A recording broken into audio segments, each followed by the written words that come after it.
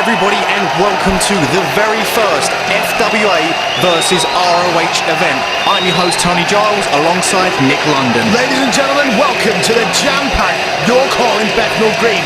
Tonight, it's Frontiers of Honor. For the first time ever, several of the stars of the Ring of Honor are coming over to the United Kingdom to take on their FWA counterparts. Tonight, Tony, what have we got for them? Very first, kicking off the event, Nick, we're going to see James Tighe take on the ECWA 2003 Super 8 winner, Paul London, closely followed by Xavier taking on the one and only ECW legend, Mikey Whipwreck.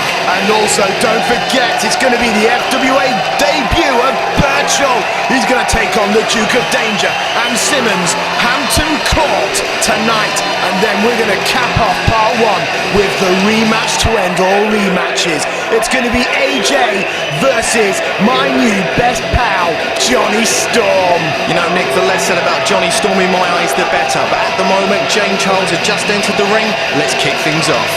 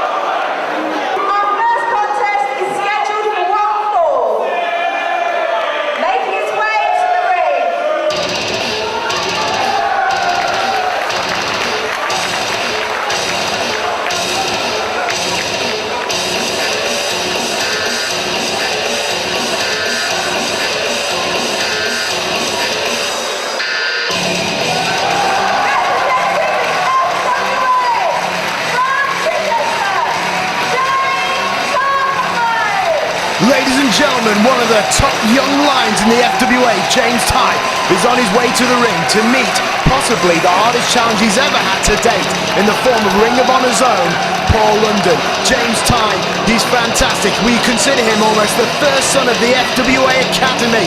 And tonight, Tony, do you think this is the night that maybe his stock is going to rise? You know what, Nick? James Tighe is somebody I've had my eye on for a very, very long time. Ever since his debut in the FWA, you could see there was something there, but it just took something to bring it out of him. I think it was dumping his former mentor, Mark Sloan, that made James Tighe realise the talent he had and took him up to the next level.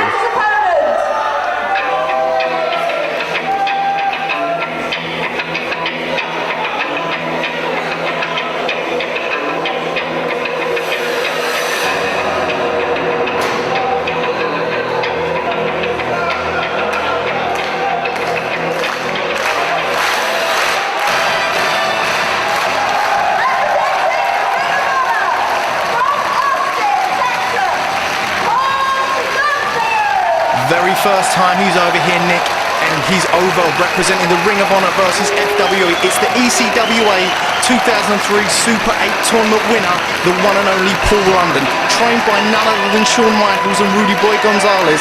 These two men are so evenly matched. This is going to be so hard to call, but Nick, I cannot wait. No, neither can I.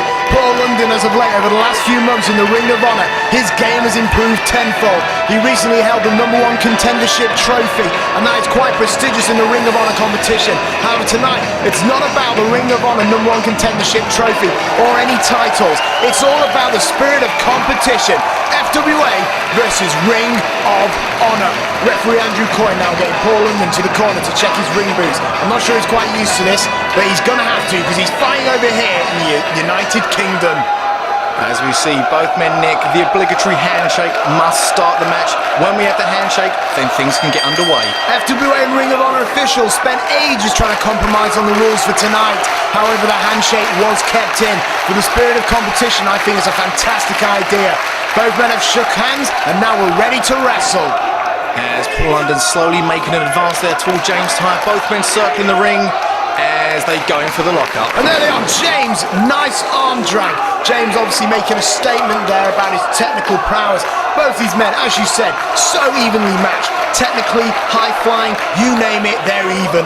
Back in once again, and Paul London takes over James Tighe this time. Anything you can do, I can do better. Paul London is making a statement right back at James. It's very early on in the match, Nick, excuse me there.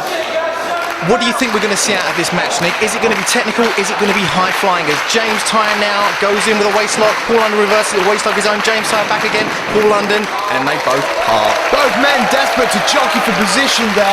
If you can get behind, then you can control the match. You can set it to your own pace, and you've got the advantage. And that's what these two men want.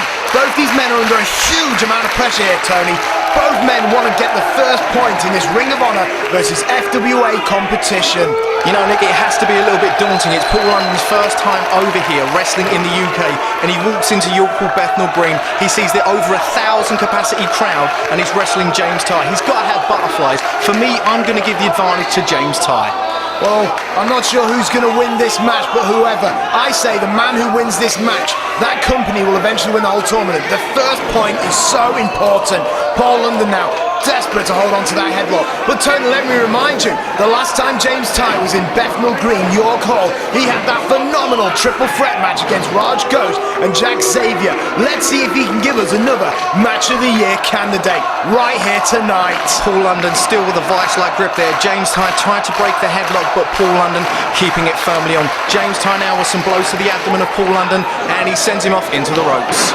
Paul London knocks down James off the ropes. He goes over James. Oh, standing moonsault! And James was not expecting that.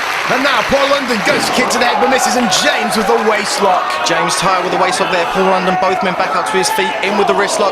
A forearm there to James Tighe, sends him off into the ropes. James reverses, he ducked that clothesline, goes for a drop kick, and nails it. Both men were down, both men are up. Now James off the ropes, oh, moonsault drop kick. At the moment, Nick, it's been move for move, it's been very even. In a match like this, the only way I can see you would get an advantage would be whoever makes the first mistake. I know it's a bad thing to say, but whoever makes that first mistake, I can see coming out on the losing end. All it's going to take is one tiny slip up, and one man will have the advantage. You think that's a terrible thing? I say that's fantastic. This is what the spirit of competition is all about. You got to be perfect to win in the FWA and Ring of Honor. Paul London now wailing away at James Tighe. It's a good thing the yellow and red card system is taken out, because you've got to believe that one of these men could have received the yellow already. James now with the reversal. James in the corner. Paul London follows. James Tighe back Jody drops him over the top rope. The block of the hand. Forearm on his own.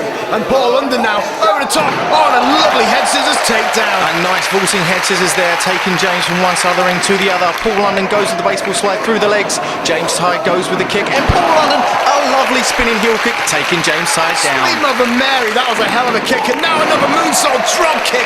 Paul London in control. Have you ever seen a drop kick as nice as the way Paul London does it, Nick? He puts that extra little bit of flair in. And Nick, James Tighe goes with an awesome monkey flip there. Paul London sent up, and he's going for the top rope. And Paul London to the outside. That was beautiful, Tony.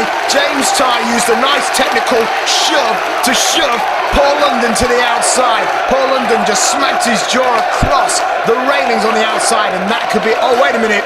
Tony, Looks like Paul may be favouring the arm over there. Nick, it looks as though it's just reiterated the point I just made. Whomever makes the first mistake is going to be at a loss. It looks as though Paul London may have damaged his arm, or his elbow when he crash landed onto the guardrail. James Tighe has noticed it, and it looks as though James Tighe is maybe going to try and work over that one area of the body, try and get FWA 1, Ring of Honor 0.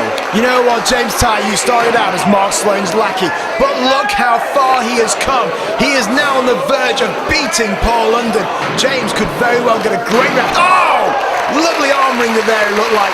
James is on the verge of breaking out to the United States to join Jonny, Doug and Jody over the pond.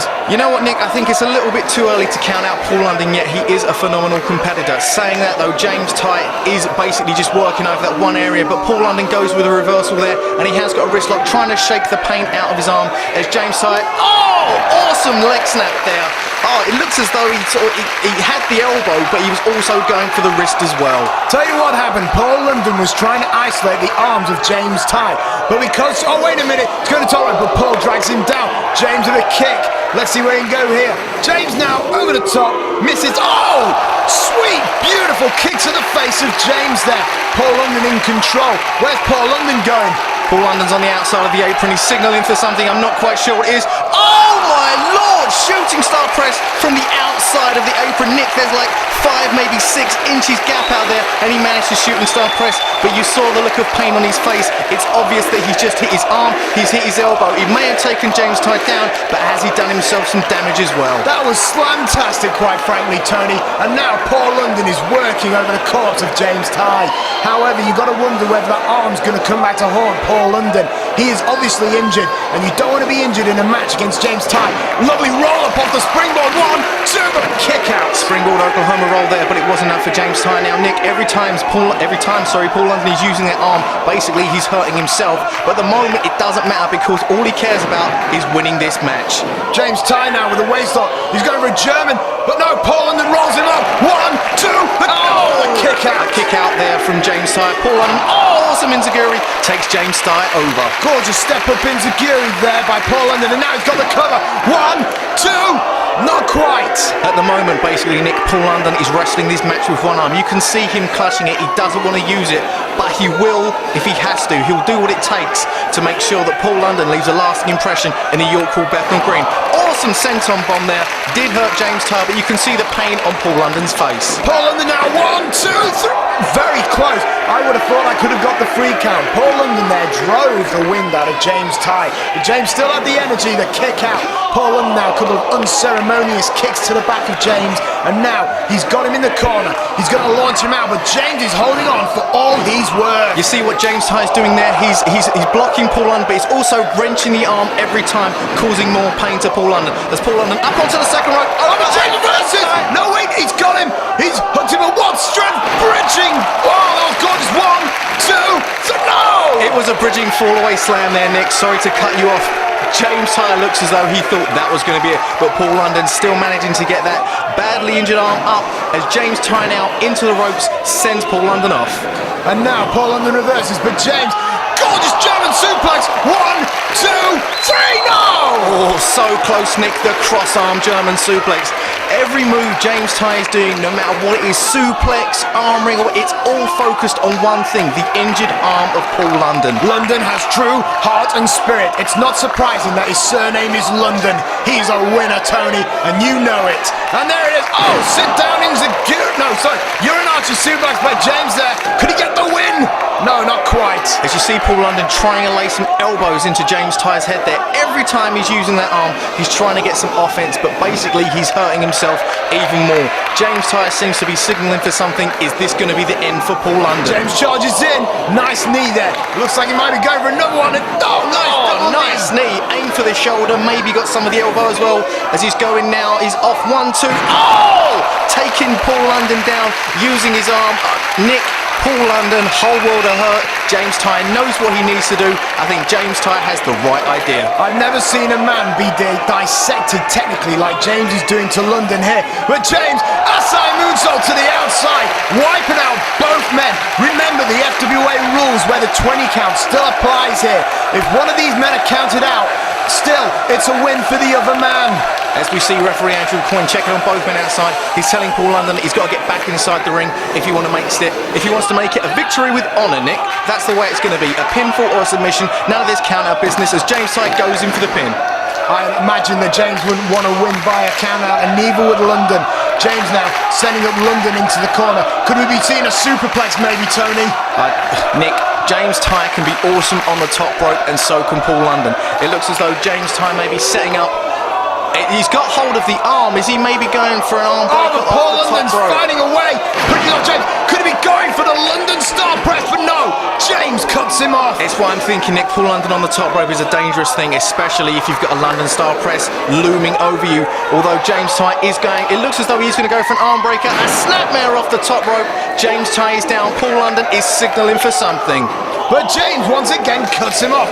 Paul London is desperate to hit the London Star Press, because if he can hit it, it's going to be 1 point to Ring of Honor, because it'll be all she wrote. But James is going for the superplex. Can he get him over? But London reverses. London reverses, sending James Tighe face first. Paul London's up. Oh, we're going to see it, Nick. Is this going to be it? London, stop! No! Oh my lord, Nick, he went for it. He hit it. He missed. James Tighe had the smarts to roll out of the way as he rolls through, and he goes up and he's going Here we go, formidable, Titanic! And he hits it perfectly. Come on, James. This is gonna be it. Wait a minute, James is standing, shooting star press. 1, 2, 3. Nick, that's it, Tony. It's all over, Nick. FWA 1, Ring of Honor 0. FWA 1, Ring of Honor 0 indeed, but it's still early days in the competition. James Tighe is your winner. James Tighe has got the early lead for the FWA. But coming up next, Tony, Xavier is going to have a lot on his plate, because he's going to take on the former ECW legend, Mikey Whipwreck. Wow, Nick, that is an amazing match, but I cannot believe the match we have just seen. Two young veterans already in this business. They haven't been in it very long. They were very evenly matched all the way through the match, but James Tighe managed to use the advantage towards the end and come out on top. FWA 1, Ring of Honor 0. Look at this. It's not necessarily about the winning or the losing. It's about the competitive spirit of the day.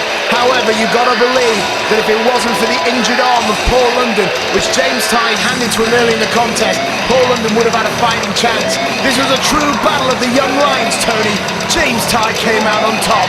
Congratulations to James Tighe, but also congratulations to Paul London, who came over to the United Kingdom and gave us a match to really be proud of.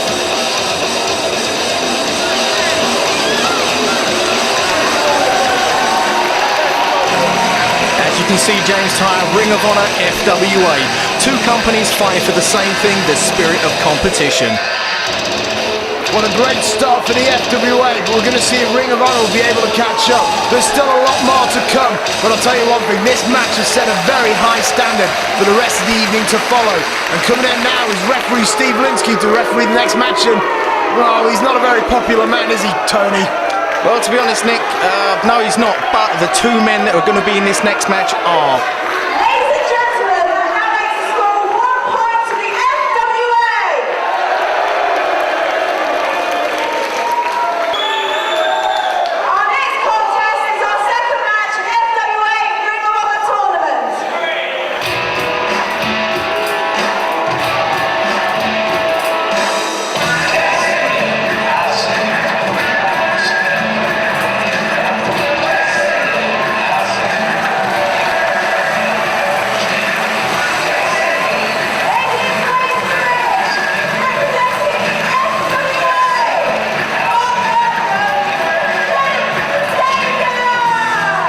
We see Xavier making his way to ringside, slapping the hands of some of his fans, Nick.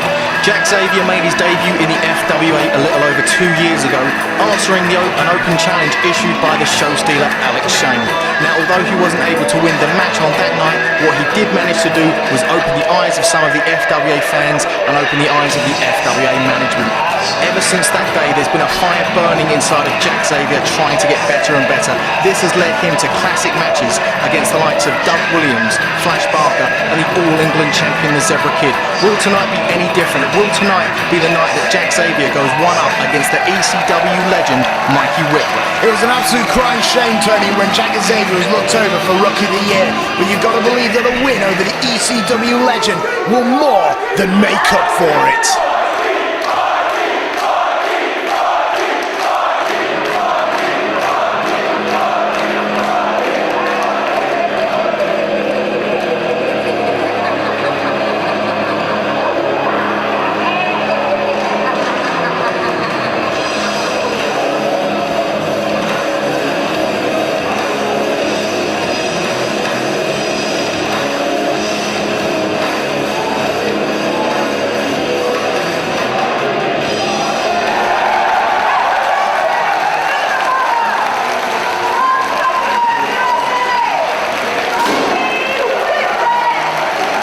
Ladies and gentlemen, you are looking upon a true legend in wrestling. This is former ECW's Mikey Whipwreck. In ECW, he was one of the very few competitors to hold the Triple Crown. That is the World Television, the Tag Team, and the World Heavyweight Championship. He's also had a former stint in the WCW Cruiserweight division. He is a true veteran in every meaning of the word, and you've got to believe, Tony, he's going to be bringing all this raw experience, and he's going to use it at the expense of the young Jack Xavier. You know what, Nick, looking at this match on paper and looking at it in person as well, Mikey Whipwreck has such a huge advantage over Jack Xavier. He was in ECW, he was in WCW, he was even in the WWF for a short period of time. He actually wrestled Taz on WWF Raw. All of these years of experience have got to weigh heavily in Mikey's favour. But what Jack Xavier does have on his side is youth. Are we going to see more quickness from Jack Xavier? Are we going to see some more elaborate moves from Jack Xavier? Or is it going to be ring smarts and ring veteran Mikey Whipwreck walking out with the win? Yes, Jack Xavier is a much nippier competitor, but that's because Jack Xavier, like Mikey Whipwreck, doesn't have years of being battered over the head with a steel chair and doing these ridiculous falling from the top of the ring apron to the cold concrete. That's right, Nick. As we see Mikey Whipwreck, is he going to get into the ring, Nick? Mikey Whipwreck seems like a strange character to me. He's a little bit all over the place. He's a little, well, let's put it this way, Tony. He's a few sandwiches short of a picnic. He really does have a few screws loose in his noggin, if you know what I mean. I know exactly what you mean, Nick. But this match, looking at it from a wrestling point of view, this should be absolutely off the charts awesome. The second match on Frontiers of Honor, Mikey Whipwreck versus Jack Xavier. Jack Xavier and Mikey Whipwreck, they have a lot of similarities. I'm sure just by looking at them that you can see it, Tony. Jack Xavier might want to look at Mikey Whipwreck real close, because Jack, if you continue the way you're going, that's your future, bucko. As you hear the sound of the bell, Nick, the second match of Frontiers of Honor is underway. Mikey Whipwreck versus Jack Xavier.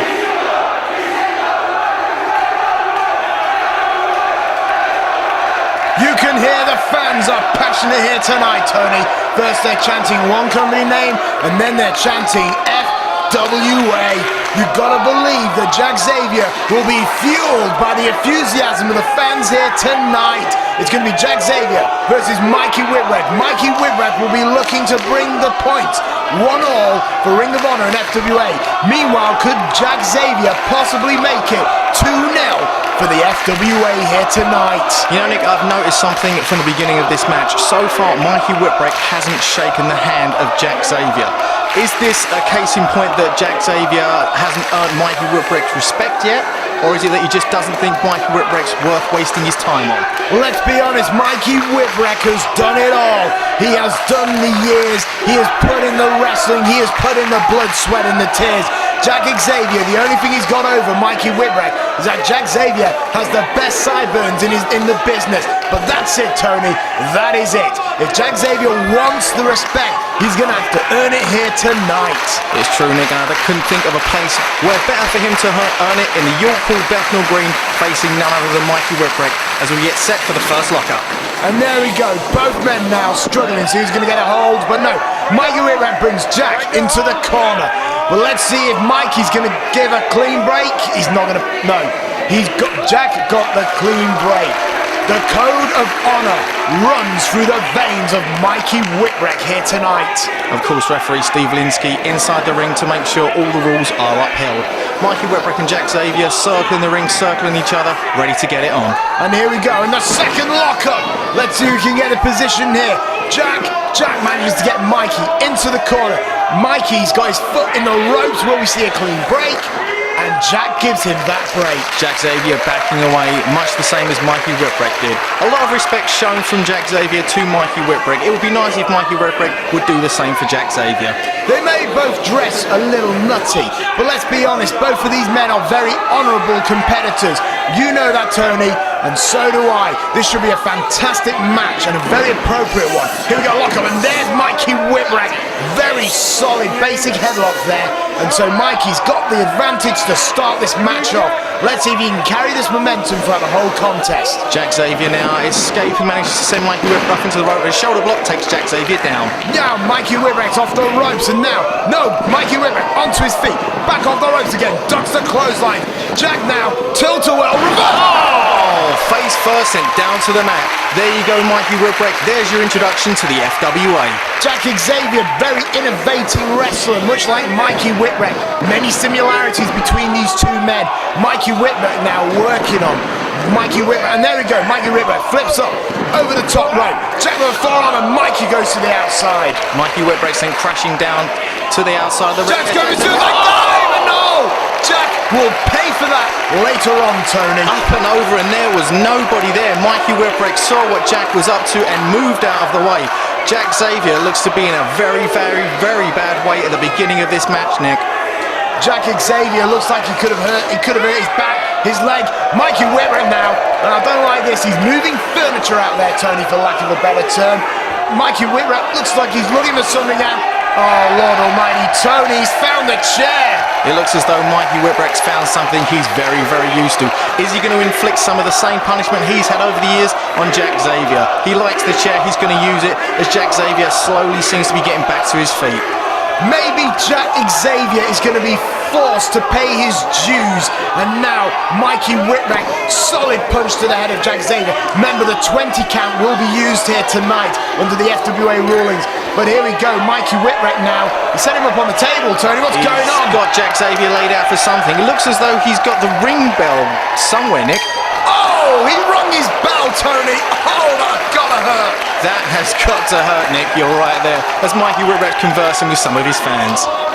Mikey Whipwreck now is stalking over the prone and vulnerable body of Jack Xavier.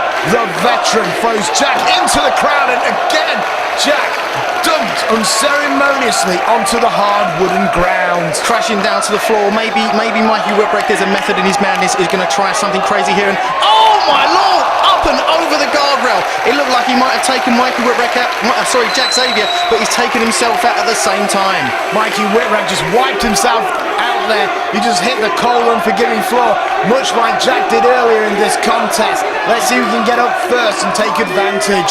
Jack Xavier up onto his feet, both men in the crowd at the moment. Jack Xavier seems to have a small advantage at the minute over Mikey Whipwreck. Looks like he's going to try and maybe take him back into the ring and try and get things done inside the squared circle. Jack Xavier's leading Mikey back to the ring, and there he is. They've taken it back to the ring. Mikey Whipwreck looks like he's a little dizzy. Maybe his age is catching up on him, Tony. I don't mean to be disrespectful, but it's just that Jack Xavier is such a young gun here in the FWA, and he's got to be bursting with youthful exuberance. A nice suplex, a body slam there from Jack Xavier. Jack Xavier seems to be signaling. He's signaling for the top rope. This is an area that Jack Xavier is used to. And the fans want Jack to fly. But Jack, I've got to tell you, Tony, Jack's taking way too much time here. A veteran like Mikey Whipwreck, this could be costly. Jack over the top, but he misses the soul time. My word, a swing and a miss for Jack Xavier. An awesome super kick takes Jack Xavier down. Surely this is it, Nick. 1, 2, 3. My Lord, Tony, that was a hell of a wonderful kick there from Mikey Whipwreck. I just saw the light flash before the eyes of Jack Xavier. And now, Mikey Whipwreck He's trying to position Jack in a precarious position here on the ropes. Whereas he's got him sort of he's dragged him over the top, bottom rope, sorry. Oh, and a guillotine leg drop sends Jack crashing down onto the bottom rope. Jack once again on the outside of the ring. Trademark move there by Mikey Whipwreck. We've seen him use that often before in ECW. Not so much in Ring of Honor, mine. Looks like Mikey could be going back to those roots of his. Mikey Whipwreck now. Looks what like are we going to see here, Nick? Oh, face plant right on the chair. Look at how bent that chair is, Nick. Jack Xavier just left a face print all over that steel chair. Oh my Lord, Tony! Jack Xavier could have a date with a plastic surgeon after that one.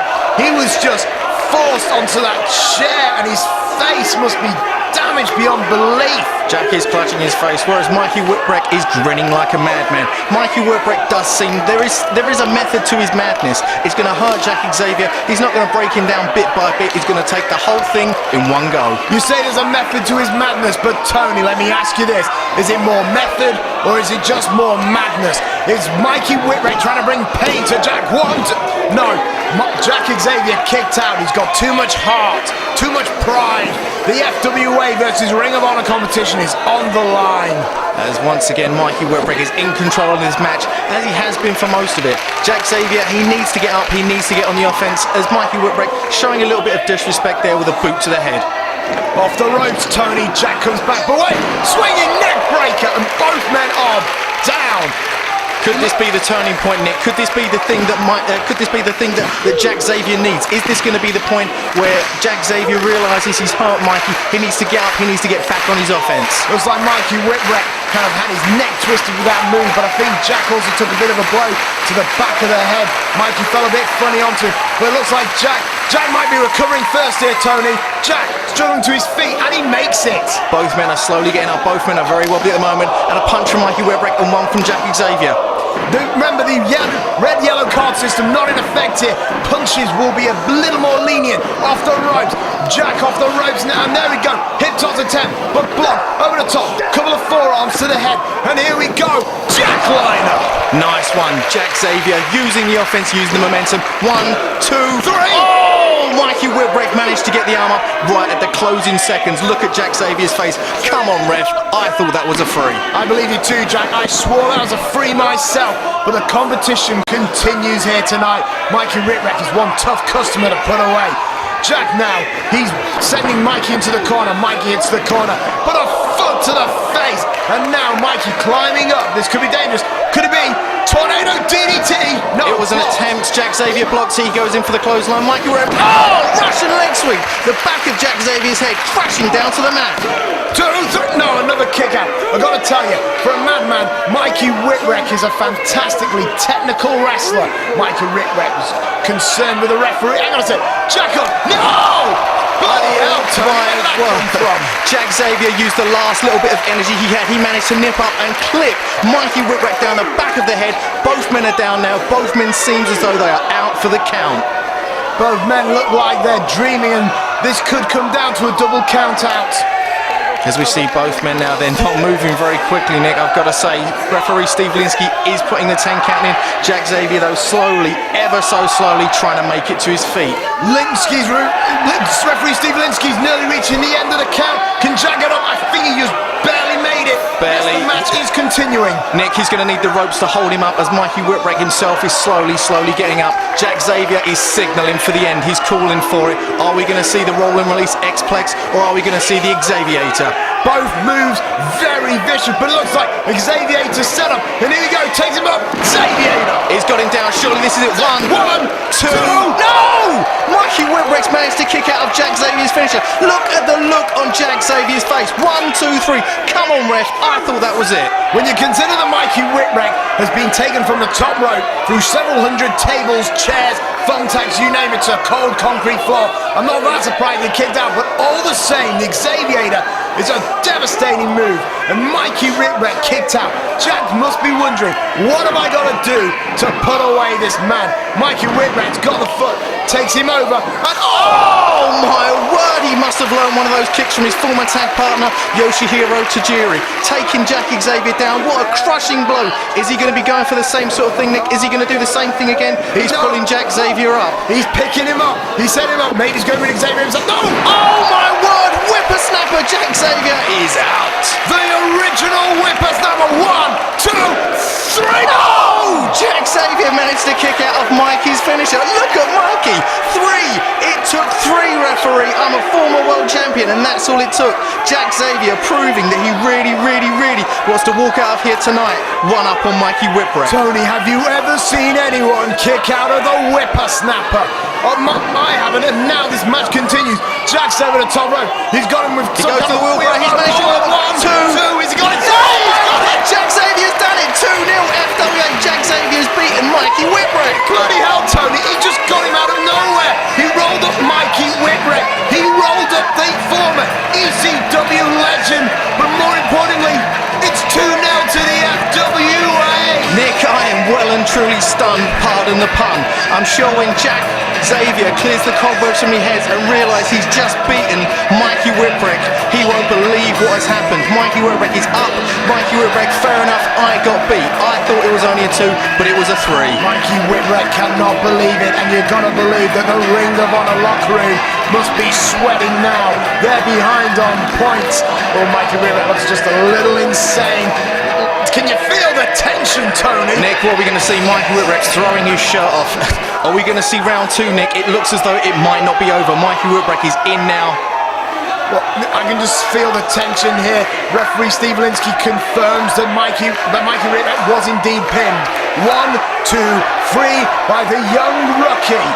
Mikey Whipwreck does have a confused look, but he stretches the hand. Is this a ploy? No, he's showing the respect that Jack Xavier deserves. Honor is alive here tonight. Bethnal Green, your call. What a fantastic contest. But Tony, coming up next, we're going to make a stop with this FWA versus Ring of Honor competition. It's going to be the debut of the Man Mountain, known as Burchill. And he's going to take on the team collectively known as Hampton Court, Butler Simmons and his master, the Duke of Danger. As we see the fans on their feet at the moment, Nick giving a standing ovation to the hardcore legend Mikey Whipwreck. He's out there, he's clapping fans with their hands. It's his first time over here representing the Ring of Honor. Hopefully it won't be his last. I can't imagine what Jack Xavier's feeling at the moment. Look at the look on his face. He's a little bit dazed, he's a little bit confused, but what he is 1 point up now on the Ring of Honor. 2 to FWA, 0 to ROH.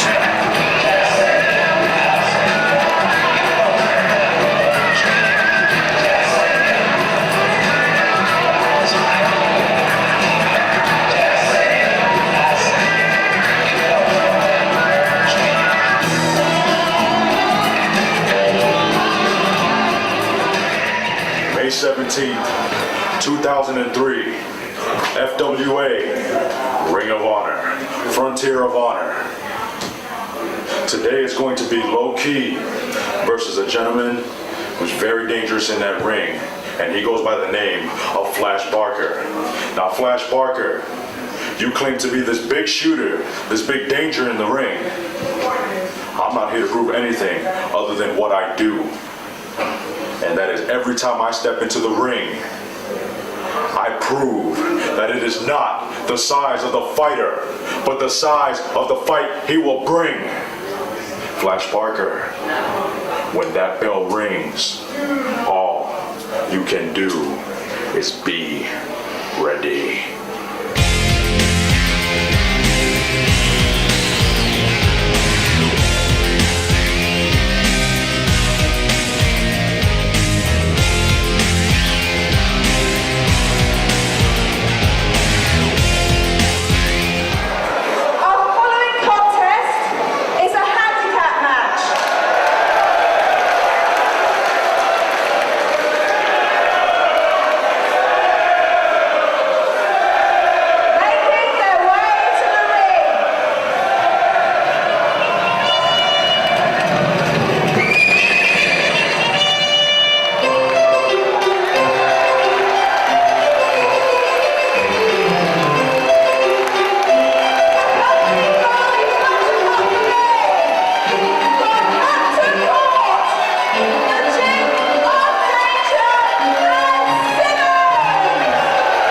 Here they come, Nick, accompanied by the maid Buttercup, the Duke of Danger, and Simmons.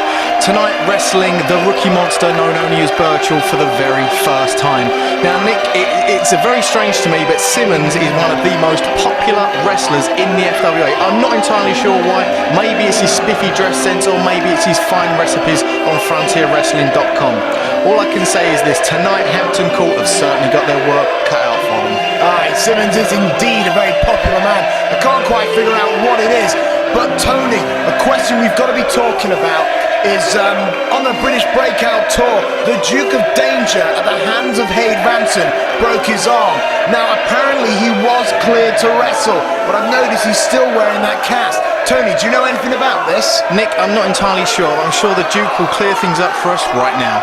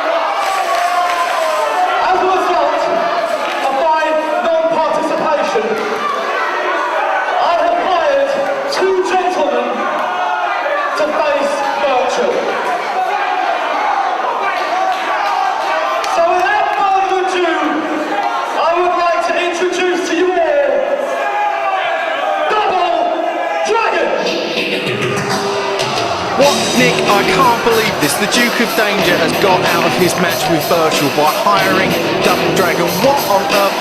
Nick, I think the Duke is just a coward. How can you accuse the Duke of being a coward? He probably got the best doctors money could buy to ensure that he was fully fit to take on Burchill. You don't want to go against Burchill with a slightly broken arm now, do you, Tony? No, I think this is a very wise decision. Let Double Dragon take the blunt of the blow that is Burchill. Well, Nick, you know, whether he's got a broken arm or not, he thought he'd be cleared to wrestle, and the fact of the matter is, we're not going to see Hampton Court versus Burchill. We're going to see Double Dragon versus Burchill. Personally, I don't really mind, but it seems to me as though the Duke has weaseled his way out of something else.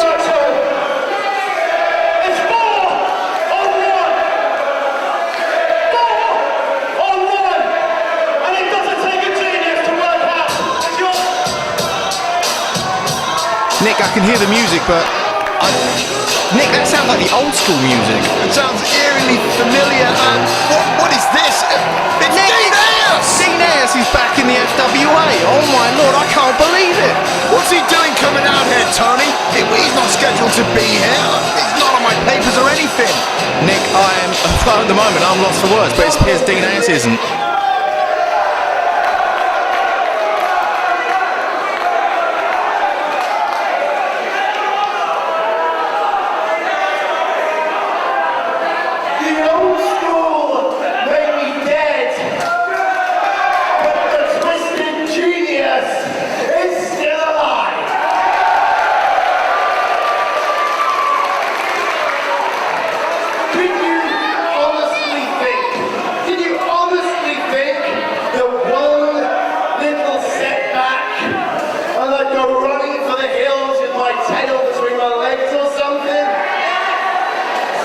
I'm one of the all-time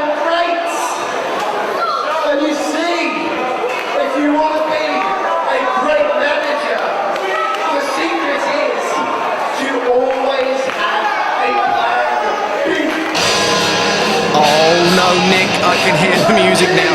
It can signal one thing. Burchill is about to make his debut in the FWA. The man, the mountain, known as Burchill, has arrived at Bethnal Green, the York Hall.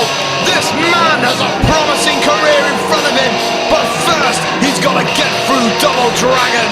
Nick, it appears, well, it's quite plain to see, we know why Dean Ayers is back. It appears that Dean Ayers is the manager of Burchill. Look at the way he stalks as he's making his way down. Nick, I'm frightened of this man, I've got to tell you. This will explain while this match is 1 year in the making. This has been yet another plan by the twisted genius, Dean Ayers. This is his new protege. Look at him. He's a terrifying monster, Tony. There's no other way to put it.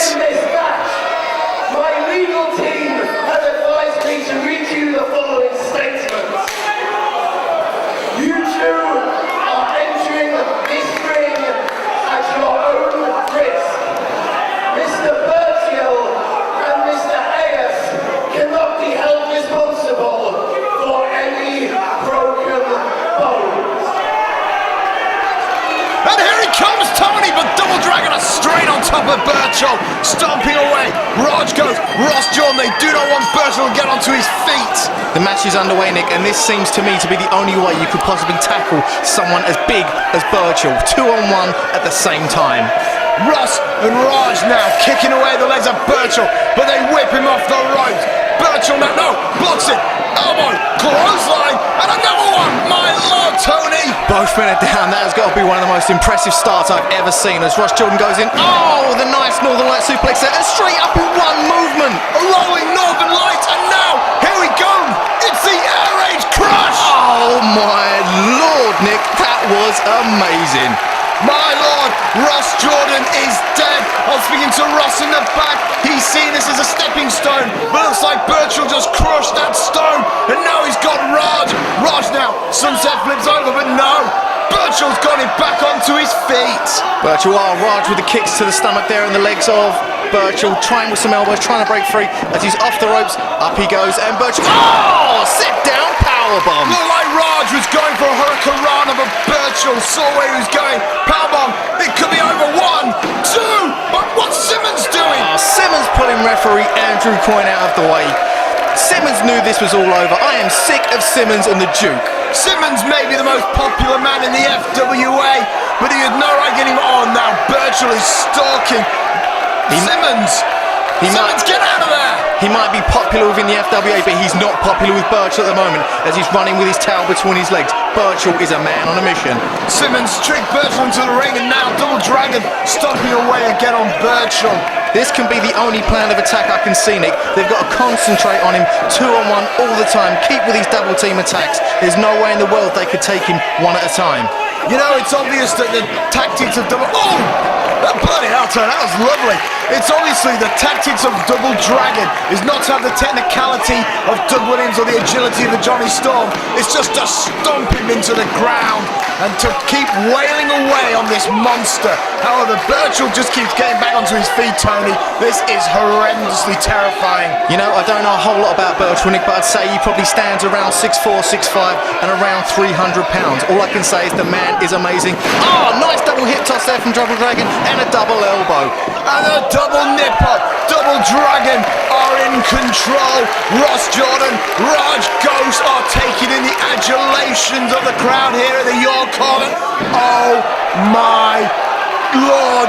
So, Tony, he just nipped up again. He just nipped up with the most ease I've ever seen as Double Dragon turn around now.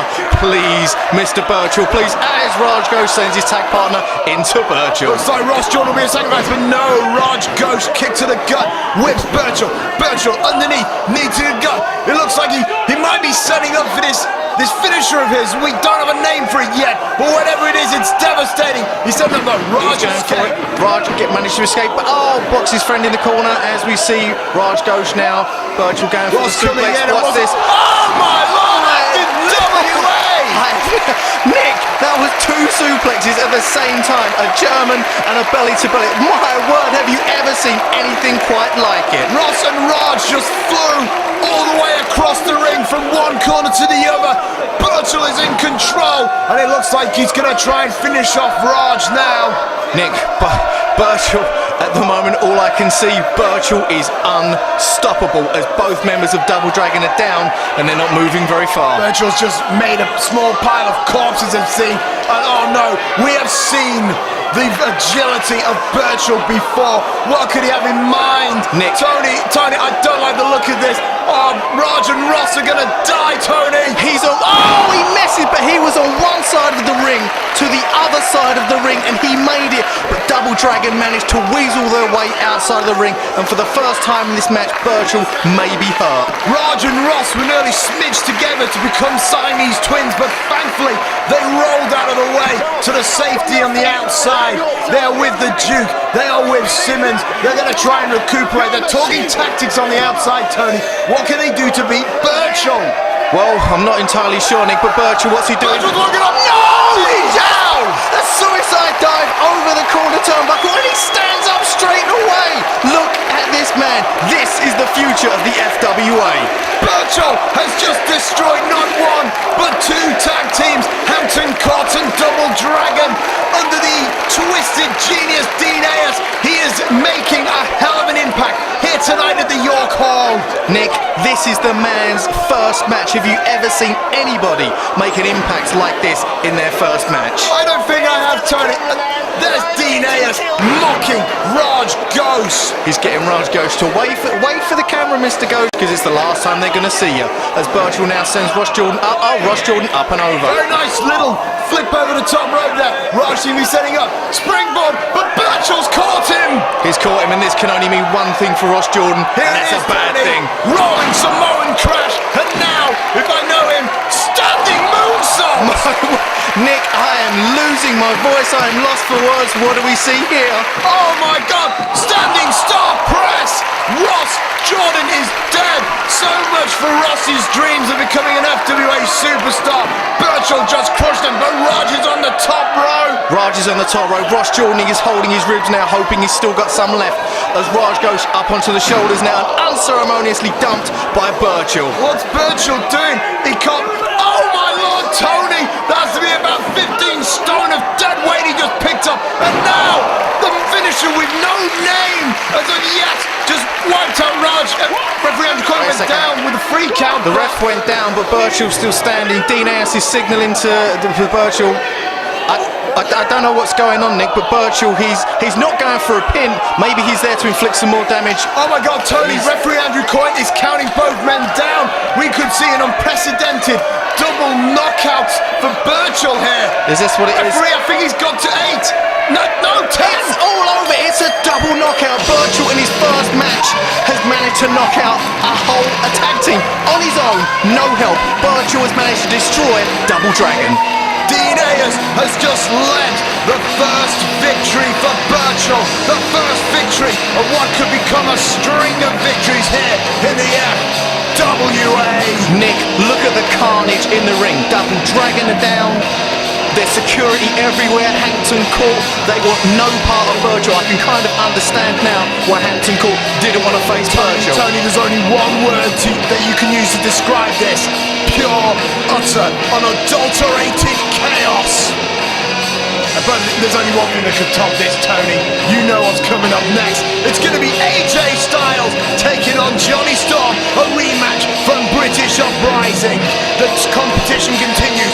Ring of Honor versus FWA. It's currently 2-0 for the FWA. Let's see if Ring of Honor can catch up.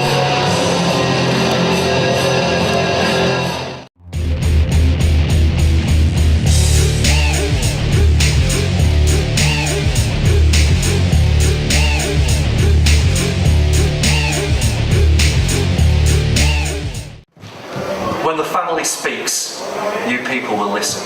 And Britain's #1 wrestling journalist will write it down. Oh, how it began. Small. Just a few of us. And look how we've grown. The numbers, they got greater. They got greater. And now the family has become the premier stable in wrestling history. Why? Because everyone, all of us, have made make the sacrifice. Good things start to happen. Oh, Herman, Alex, Shane, Nikita. Just like every other time, we have your numbers. We have your futures in the palms of our hands, and we will crush them. So says the family. Amen.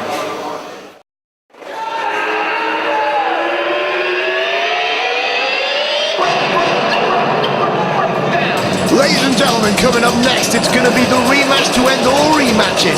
AJ Styles is going to take on the Wonder Kid, Jonny Storm.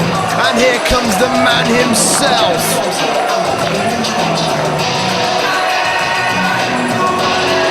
There he is, ladies and gentlemen, former FWA All-England Champion and the new XPW European Heavyweight Champion. Oh, I gotta tell you, Tony, Jonny Storm, as far as I'm concerned, is my new all-time favourite wrestler in the FWA. When I first watched Jonny Storm, he was cocky, he was arrogant, and that's what made him a great wrestler.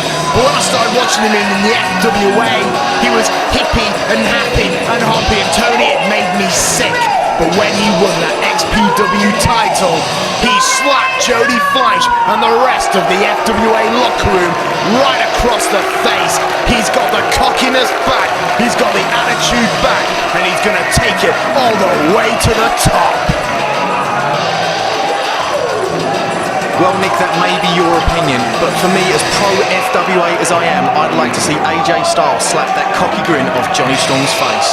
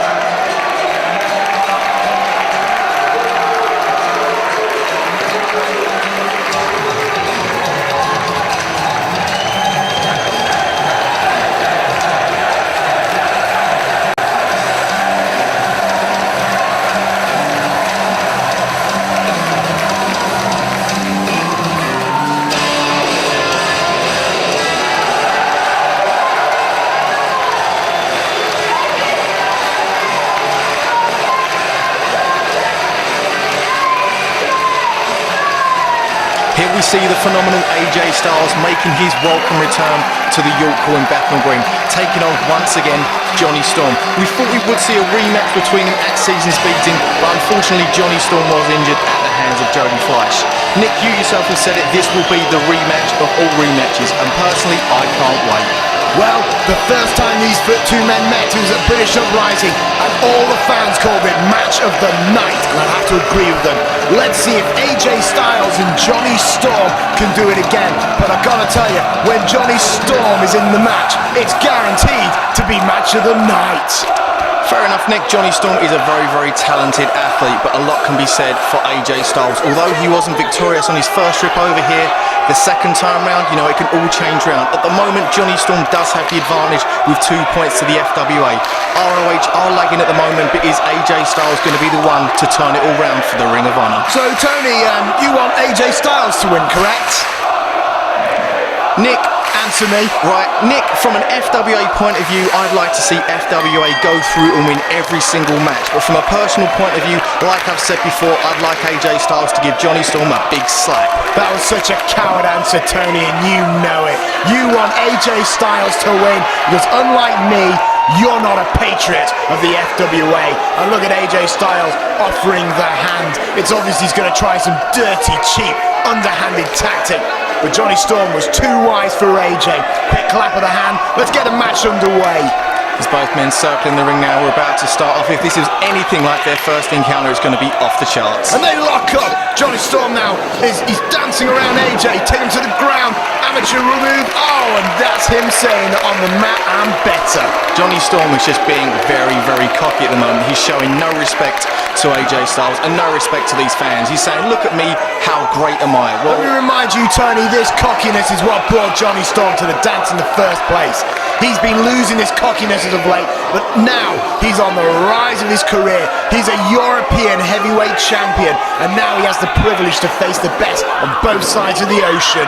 There's AJ now with the wrist lock. That's right, Nick. AJ Styles the wrist lock. Johnny Storm with a reversal all on his own. AJ Styles manages to roll through a nip up, back into the wrist lock, up into the waist lock, a full Nelson, takes him over the snapmare and a slap to the back of the head. This is the kind of thing I'd like to see. What a dirty, cheap tactic. I'm sure it's a yellow card offence getting slapped to the back of the head. I wouldn't know about that, Nick, but as you know, the red and yellow cards have been abolished for this show. AJ Styles seems to be getting some dirty mouth from Lynn. I think Steve Linsky ought to disqualify AJ Styles for that mouth of his. Johnny Storm and AJ Styles now circling each other. A few dirty words there from both men, and this is getting rather heated. Vicious arm drag by Johnny Storm, a cheap arm drag by AJ Styles. Double drop kick, both men miss. Here we go now, AJ with the headlock. AJ Styles with the headlock. Johnny Storm's going to want to get out of that as soon as he possibly can, as he's blatantly grabbing the hair. Come on, referee, get on the case. That was an honourable hair pull, Tony. Let's not get confused here. Really? Johnny Storm rolls through now with a headlock onto AJ Styles. Well, it looks like AJ's pulling the hair of Johnny. What a hypocrite. There he goes, sends Johnny off the ropes. Johnny off the ropes, takes him down. Now, oh, wait a minute. Oh, my word. He manages from his back to arch up and take him over the Hurricane Rana. AJ Styles once again with a headlock and a sweeping kick takes Johnny down as both men nip up and back down you go. Bloody hell, they both nipped up and AJ caught him with a cheap underhanded punch to the chin of Johnny Storm, and now Johnny could very well be out. Nick, are you watching the same match as me? Because what I just saw was AJ Styles proving at the minute he's a better wrestler than Johnny Storm. This is a punch. Oh my, oh! Beautiful, Johnny. Keep on him. Tony, answer me this. Is a punch legal in the FWA? It is for tonight, Nick. There's no red or yellow cards. I hate you, Tony. Johnny Storm now in control. He's receiving the gratitude of the ringside fans, and now he's going back to this sadistic American that is AJ Styles. Johnny Storm is definitely working on the offense here as he sends AJ into the guardrail. AJ vaults over, and he goes with a savant kick, but Johnny Storm manages to go a bit. Oh! Enziguri kick takes Johnny Storm over onto the mat. Johnny successfully blocked one kick, but didn't see the other one coming. I'll give AJ credit for that. That was rather ingenious. One thing I have noticed with this match, the first time these two men met, oh, bloody hell, first time these two men met, it had honourable, it was, but this is there's so much tension in the air tonight, Tony. You can cut it with a knife. Nick, I know what you mean. This is about honour, but it's also about which company is going to come out on top. Obviously, AJ Styles know that the Ring of Honor are lagging, no points as yet, and he's going to be looking to get some points for them. Oh, awesome neck breaker there. What on earth would you call that, Tony? Look like a neck breaker. Free? No. I guess it was like a discus neck breaker. I'll have to check the name on that later on. But AJ Styles is in control at the moment. Will we see AJ Styles come out on top and get the first point for Ring of Honor? AJ setting up for some sort of suplex. It looks like he takes him up. Johnny over the top. Johnny now, kick to the gut. Insecurity to the back of AJ. It was only a glancing blow, Nick. It wasn't able to take AJ Styles off of his feet. He is backed into the rope though, and Johnny Storm needs to get him with some offense as he shoots him up into the ropes. AJ does the clothesline. He's going for it. That's on a DDT. Come on, Johnny. Johnny gets out of it, however. AJ seems to be struggling with something. German suplex. No. Johnny managed to flip out of it. Johnny Storm landed on his feet. He's pushed AJ Styles into the corner. Johnny Storm into the turnbuckle. Eats that. AJ Styles second rope. He's got it. It's a DDT. Down you go, Johnny Storm. Johnny Storm was taken down quickly with a DDT. 1, 2, kick out. Oh, and he kicked out just in the nick of time. Johnny Storm there just lit. Nick, that was almost it. Ring of Honor almost got their first point there, and Johnny Storm almost had his cocky grin wiped clean off his face. AJ now going for that suplex. Lovely snap suplex. Floats over. 1, 2. No, not even a 2, Tony. Johnny Storm with a kick out again. I think AJ Styles needs to concentrate more on some of the bigger offense, but Johnny Storm there with a rake to the eyes as he sends AJ Styles off into the ropes. Oh! Dirty dirty tactics, Nick. What? That's not honourable. That's not what we want to see. That was a Greco-Roman kick to the testicle, and now Jonny off the top with a spinning heel kick. An awesome spinning heel kick. You know, credit where credit's due, Nick. That was an awesome kick as JJ Styles was taken down there to the mat. Both men are struggling to get to the feet. Gotta believe that Jonny will get to his feet, and yes, he does, because Jonny is the man. Johnny Storm seems to be signalling for the end, but if he's signalling for the end, standing around for a while isn't going to bring it. Quick kick to the ribs of AJ. He's going to rewind him, and now Jonny may be looking for a move to finally put AJ away. He's picked him up. Oh, nice Michinoku-esque driver there, Tony. And it looks like Jonny is now going. No, he's not. Wait a minute. Oh, lovely second rope moonsault. Up onto the second rope with one fluid motion. No, but only a 2 count from referee Steve Linsky. Johnny Storm could not believe it. Neither can I. I would have thought I'd be it, but I'll give AJ credit. He is, after all, a former X-Division champion of the NWA TNA promotion, and not to mention one of the top names of Ring of Honor. AJ now fighting away. A kick to the midsection. He launches AJ, but AJ underneath, and he's got him pump handle position. Oh! Pump handle into a gut buster. Whatever way you look at it, Nick. Johnny Storm's ribs, his stomach, he must be in a whole world of hurt right about now. AJ Styles needs to concentrate maybe on one body area, maybe one body part, and try, as he is stomping now onto Johnny Storm's ribs, maybe he's going to use this as some offense and maybe try and get in the Styles clash. AJ with a chop to Johnny Storm. He might be setting him into the ropes. AJ now, that's it. He's going to whip him into the opposite end. Picks him up, and Johnny just got pancaked right in the mat. Once again landed straight on his stomach on those injured ribs from before. This is 3 moves in a row now. AJ Styles does seem to be concentrating on one area. And if you think about it, Nick, the Styles clash would put Johnny Storm in a whole world of hurt and maybe bring AJ Styles his first victory here tonight. It would make sense. The Styles clash tends to... Wait a minute. Wheelbarrow. Johnny's got him though. Oh! That was poetry in motion. That was superb, Nick. As pro AJ Styles as I am all for the FWA. So obviously, I would like to see the points come to Johnny Storm, and that was an awesome match. But this is what I don't like about Johnny Storm. Look at me as he spits at the crowd. Is this the kind of man we want representing our company? Yes. Because Johnny Storm is a winner, and he's taking AJ to the corner. Oh, what a great forearm there by Johnny. Johnny is in control, but I've got to tell you, Tony, doesn't look like Johnny's just looking for the win. This looks like a competition of one-upmanship. Nick, you know, I'm going to agree with you once again. Johnny Storm definitely doesn't want to walk out of here just the victor. He wants to walk out here totally embarrassing AJ Styles. And he will. Johnny now takes him out of the corner. Got him in a full Nelson. The basics always do the best around it. Oh, AJ breaks it. Oh, he breaks it with a moonsault kick. Takes Johnny Storm down. Look at the dazed look on his face. That's what AJ Styles needs to do. Pull moves out wherever he can. AJ Styles needs to get back on the offense as Johnny Storm's dazed. These kicks of AJ just seem to kick out of nowhere, as was shown right there. Nice kind of spinning kick there, taking Johnny down, and now he picks him up. Johnny at the mercy of AJ, and he's holding him up there. He's holding there and is stalling. What's he going to do here? Wait a minute. Oh, bloody hell! Tony, what? That could have killed Johnny. Nick. Is Johnny still alive? Is Johnny alive? No! Johnny kicked out. Surely you cannot question the heart of a man like Johnny Storm when he kicked out of that murderous move that AJ just hit him with. You know when they say it was folded up like an accordion, Nick, that was unbelievable. The already injured ribs of Johnny Storm have got to be even more damaged now.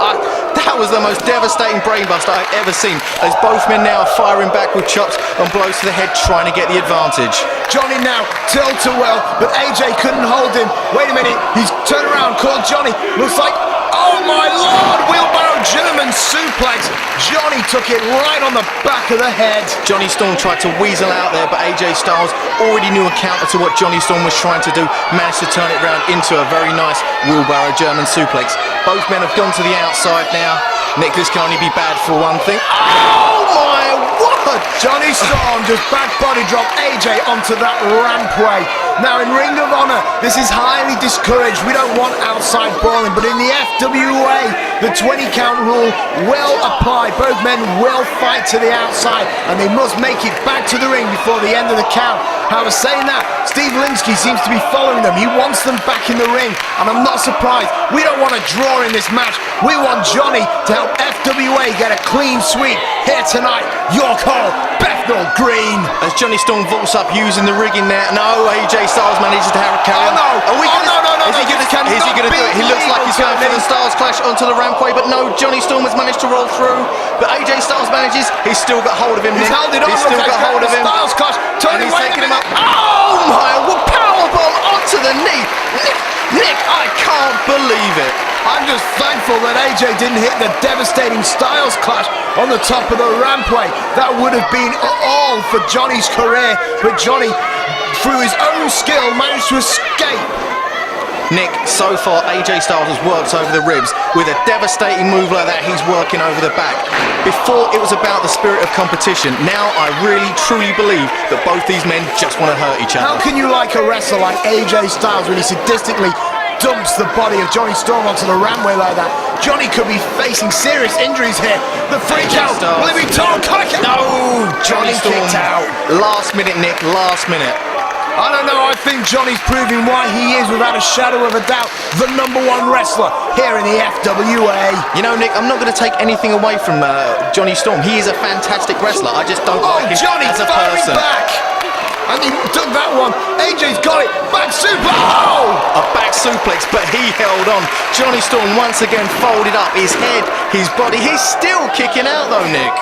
I cannot believe this, that AJ Styles hasn't been able to put away Johnny Storm so far. But thank God, this just goes to show that when it comes to the FWA, you don't want to mess with Johnny Storm. Johnny now, however, hang on a sec. Johnny's caught him. What's this? It's a stick shift driver. That's a very innovative move, Nick. I'm quite surprised AJ Styles managed to kick out of that. He just landed straight on the back of his head. Perhaps Johnny Storm is going to start working over one area to go for the Super Rewind Hurricane Rana. Johnny looks flabbergasted. He just hit that horrendous driver move. AJ was out. Should have been out like a light, but he's still flickering. There's no one home, but the lights are on. Johnny off the rope, but AJ flipped him up and caught him across the shoulders. He's got him in a fireman's carry. Are we going to see? Oh, there you go. Spun round and draped unceremoniously over the top rope. It's the first time I've seen it. I don't know how to describe it. DDT hangman maybe, Tony? Whatever you want to call it, Nick. Johnny Storm now coming up. He's on the top rope. This is a dangerous place for Johnny Storm to be. Oh, he wound up for the discus clothesline, but Johnny Storm in with a boot as Johnny Storm a few punches there to AJ Styles. Wait a minute, out of nowhere, the rewind Hurricane Rana. Wow, he actually managed to hit it. I've never seen it hit from there, and no! That was a free, referee Steve Linsky. That was most definitely a free. He didn't hit it from the normal position. He still managed to hit the finisher, but it wasn't enough to put AJ Styles away. Johnny Storm must be thinking, right, if this didn't put him away, I've got to think of something that will. Can I believe that he hit the rewind Hurricane Rana, but AJ is still standing tall.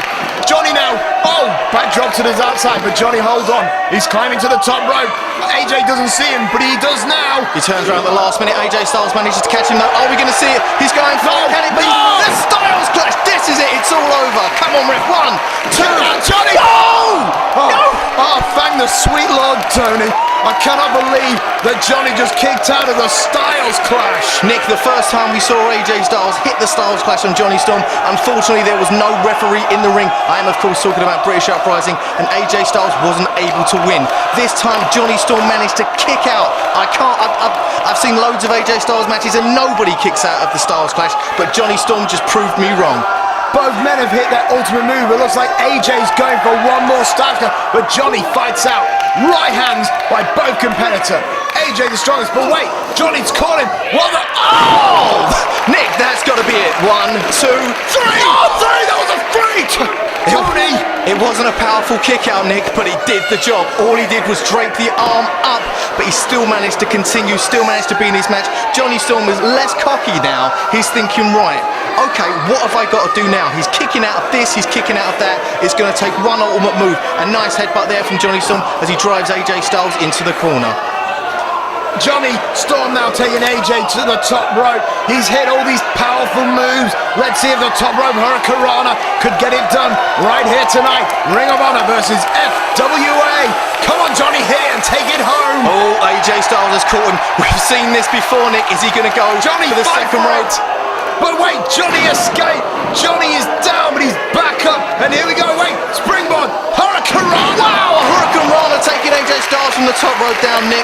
Surely that's it. If AJ Styles and Johnny Storm comes in for the Johnny's cover. got it. Come on, 2, 3, no. Yes! Once again, AJ Styles has managed to kick out. Johnny Storm utilises the Hurricanrana from wherever he can. This time it was from the top rope, but still, Johnny Storm looks upset. It's still not enough. Upset. Johnny Storm looks flabbergasted that AJ Styles managed to kick out of that top rope springboard Hurricanrana with a move with that many syllables in it. It should be devastating. But now, Johnny's taking AJ to the corner, wailing away.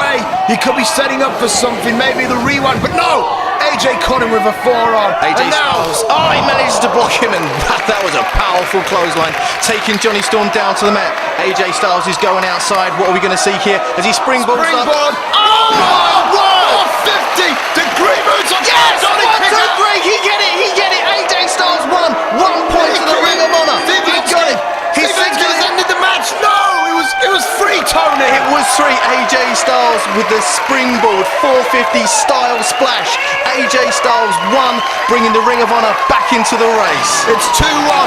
FWA's is in the lead. But I've got to say, that was a phenomenal match. And I think, Tony, you ought to appreciate the hard work that was put in there by Johnny Storm. Nick, I'm going to appreciate the work put in by both men. As you can see, the crowd, everybody is standing up on their feet. Everybody is in absolute awe. What an awesome way to finish off Frontiers of Honor Part 1 with a match of this caliber.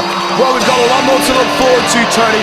In Part 2, the Ring of Honor champion himself, Samoa Joe, is going to take on FWA All England champion, the Zebra Kid, plus Loki versus Fleisch Barker. Christopher Daniels versus Jody Fleisch, and don't forget that phenomenal 6-man hardcore tag challenge. As we see referee Steve Linsky signalling to Johnny Storm, it is a match with honor. You do have to shake your opponent's hand. Even though Johnny Storm was quite cocky at the end of the match, surely after everything both men have been through, Johnny Storm has to show the respect that AJ Styles deserves. The Code of Honor demands that Johnny Storm shake the hand of AJ Styles. AJ Styles offering it, not surprisingly, Tony, he did win it after all. It's not cocky arrogance, it's just the right thing to do, Nick. This was a match with honor. Come on, Johnny, even you might have changed your attitude towards the FWA, but come on, prove that you still fight with honor.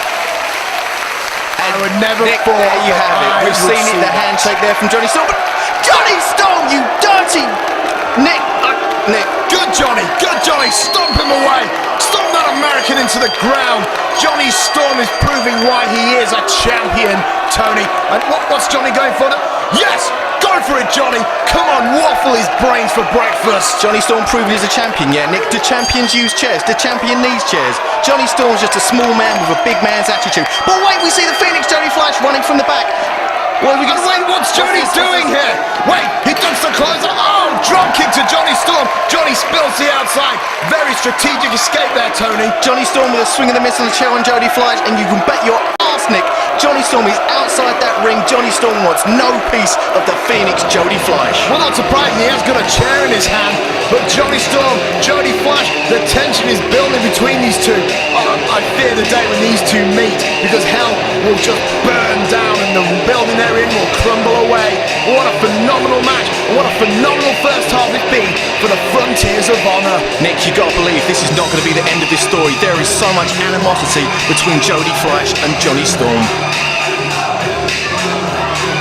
As you can see, Nick, it looks as though Jody Fleisch would like to get it on with the Wonder Kid Johnny Storm right now. But you've also got to believe, Tony, that Jody Fleisch has got to reserve his energies, because he's going to take on the man who defeated him for the FWA Heavyweight Championship, that being the fallen angel, Christopher Daniels. And Tony, with the Brits in the lead, you've got to believe that the Americans are going to come out. All guns are blazing, and we're guaranteed for an explosive second half.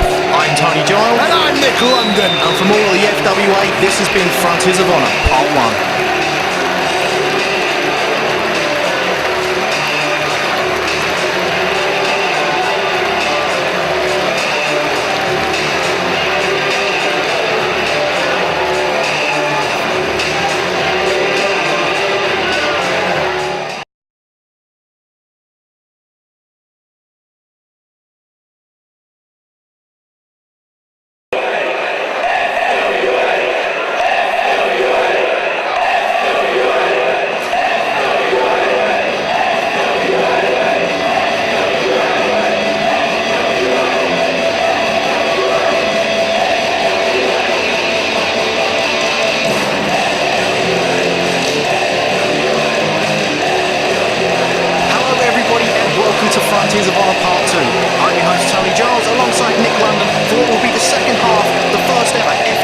versus Ring of Honor Super Show tonight at the York Hall in Bethnal Green. Ladies and gentlemen, welcome back to the York Hall in Bethnal Green. Tonight we've got some fantastic matches lined up for you. Tony, why don't you tell us what they are? First off, Nick, we're going to see the ROH champion Samoa Joe take on the FWA's All England champion, the Zebra Kid, in what I'm sure will be one of the hardest hitting matches we've ever seen. And then following that, it's going to be a 6-person tag team hardcore challenge. The team of the family will challenge Herman, the show stealer Shane, and Nikita. And then just after that, we've got a purest dream come true, as FWA's Fleisch will go head to head with Ring of Honor's Loki. And to round off the evening, Nick, we're going to see two former FWA champions go at it one more time. The fallen angel Christopher Daniels representing Ring of Honor, and the Phoenix Jody Fleisch representing the FWA.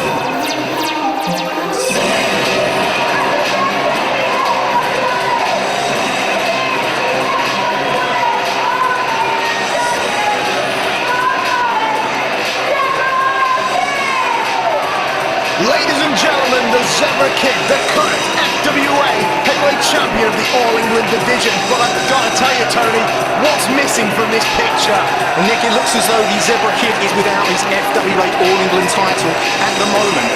Now, I've been speaking to the Zebra Kid behind the stage, and he's been telling me that he's not bringing the title to the ring.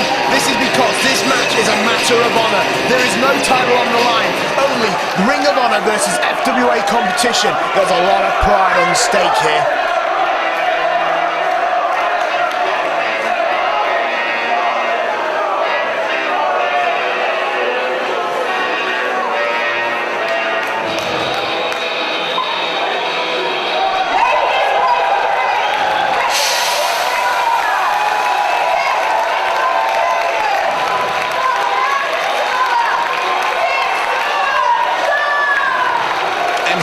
Nick, the Ring of Honor champion Samoa Joe. But Nick, it looks as though Samoa Joe's bringing his title to the ring. I don't know why, because as you said before, this match is purely about honor and it's about the point system, guarding at the end of the night who's going to have the most points, who's going to be the winning team. I'm a little disappointed. I would have thought Samoa Joe would have showed the same respect for the Zebra Kid and left his title belt in the back. But it looks like the Ring of Honor champion is getting the mic. Let's listen up, Tony.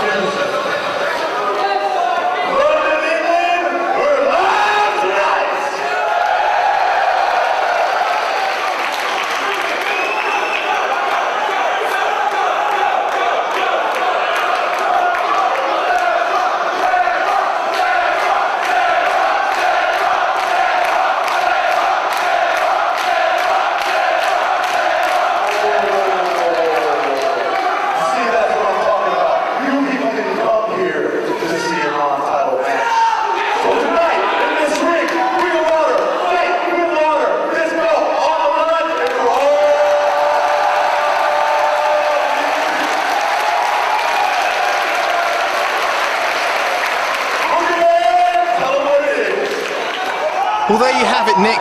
The Ring of Honor champion Samoa Joe has decided to put his ROH title on the line for this match. So not only can we see the Zebra Kid gain a point for the FWA side, we could also see him walk out here tonight as the Ring of Honor champion.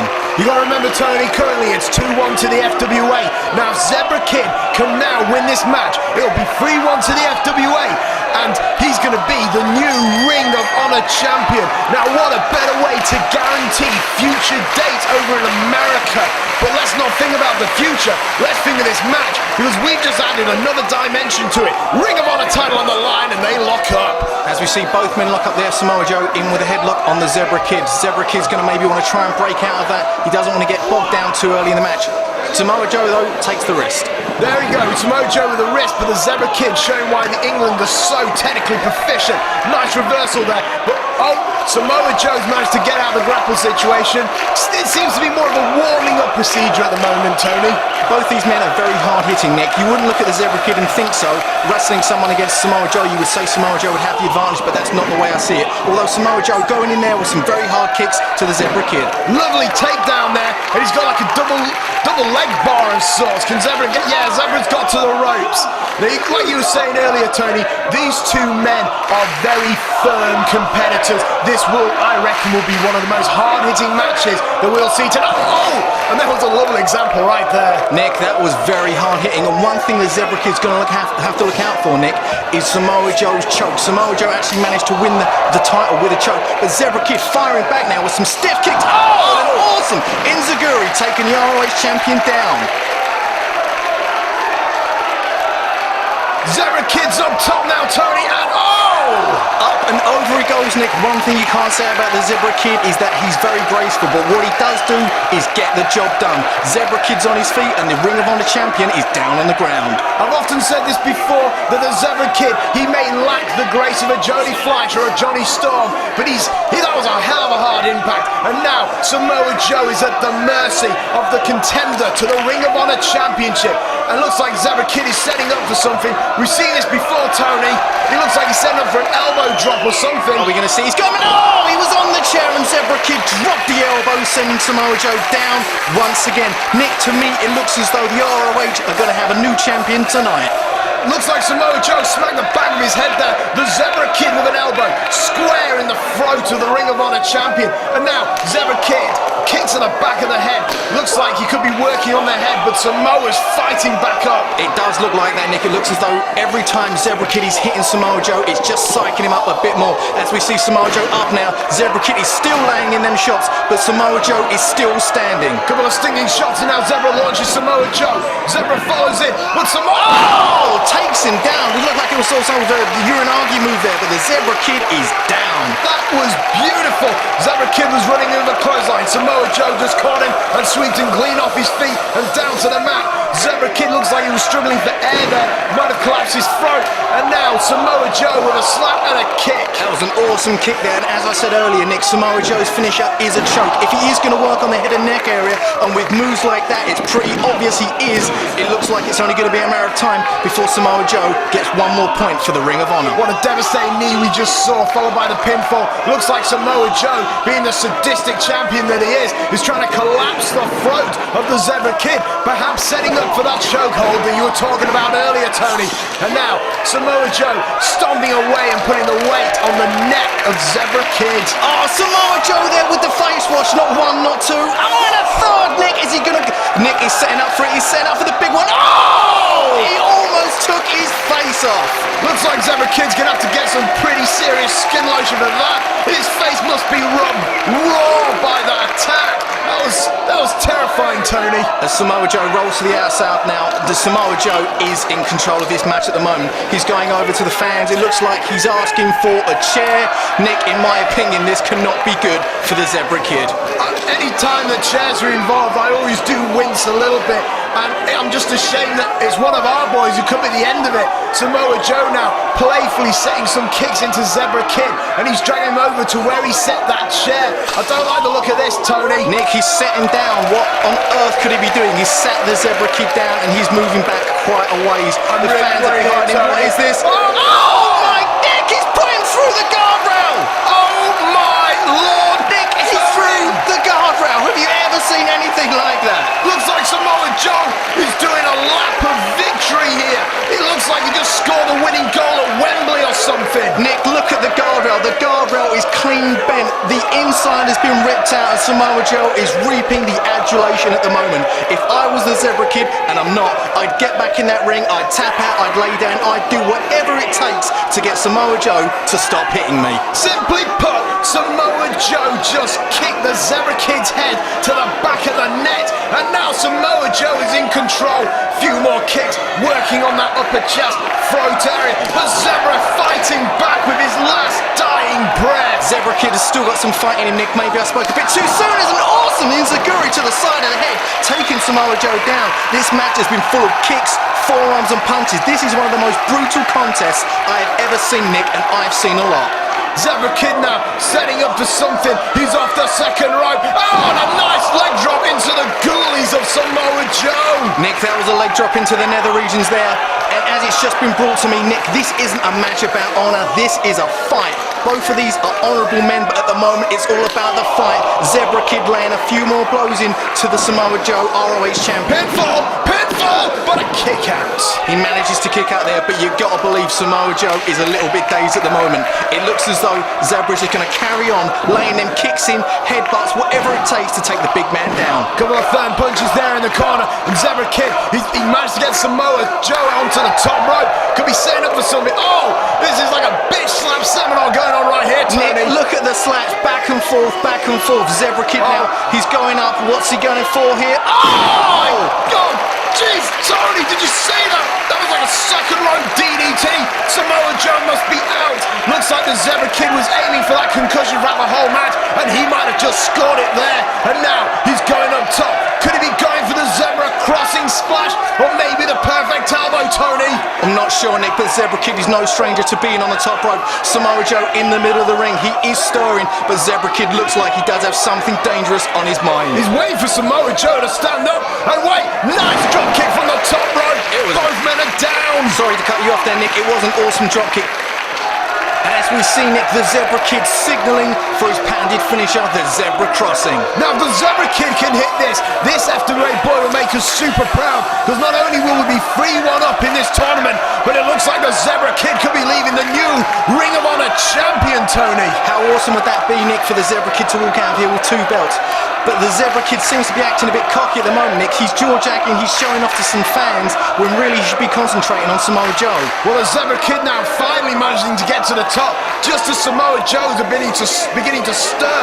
And now, the Zebra Kid, will he hit it? No! Samoa's got him down in the armbar! Samoa Joe managed to reverse it into a Fujiwara armbar. Are we going to see the Zebra Kid tap out here? Samoa Joe has got it locked in. Will the Zebra Kid tap right here tonight? Samoa Joe frustrated, and look, Tony, he's going for those knees straight off the bat. Nick, he's laying them knees in. They are a out for his finisher, but he goes for the pin instead. 2, 3, no! The Zebra Kid has still got some fight in him. The fire in the Zebra Kid still burns, but it looks like and Samoa Joe just snuffed out that flame. That was an awesome clothesline to the back of the head there. Samoa Joe back in for the pin. 1, 2, and a kick out again from the Zebra Kid. Looks like the Zebra Kid still has some will in him, and Samoa Joe, quite frankly, is looking a bit dumbfounded here, Tony. And now, Samoa Joe could be going for the kill. He might smell blood here, Tony. As we see Samoa Joe laying in some vicious kicks there to the Zebra Kid. Surely Samoa Joe, devastating forearm there. Surely Samoa Joe is going to want to start thinking about maybe applying that choke, maybe trying something to take the kid out. The Zebra Kid desperately trying to get to his feet, so desperately he's using his opponent as a kind of a support. I don't know how much more the Zebra Kid can take of this, Tony. You know, Nick, it seems at the moment as though Samoa Joe is being a little bit disrespectful for the Ring of Honor champion. He's laying in some blows, he's taunting them, he's being a little bit cocky, but again, the Zebra Kid is fighting back. Nick, I can't believe the Zebra Kid now with a couple of blows and then a kick to the nose, and there's a lariat. Samoa Joe still standing off the ropes again, but Samoa just won't go down. Zebra again, he's caught, and the vicious German. Awesome German suplex there. What we see, Samoa Joe's hanging on.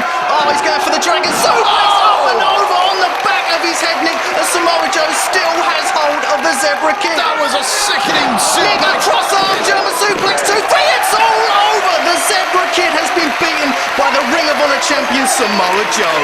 That was a phenomenal match, but the Zebra Kid, he's out for the count. 3 suplex in a row. The German, the full Nelson, and then finally, it was sort of like how would you call it? A wrist-lock German suplex, Tony. You know more on this. It was a cross-arm German suplex, Nick. It doesn't matter what the name of it was. At the moment, we see Samoa Joe standing on his feet. He's still got his belt, and he's won over the admiration of these FWA fans here tonight. And at the moment, Nick, as it stands, it's 2 to Ring of Honor and 2 to the FWA.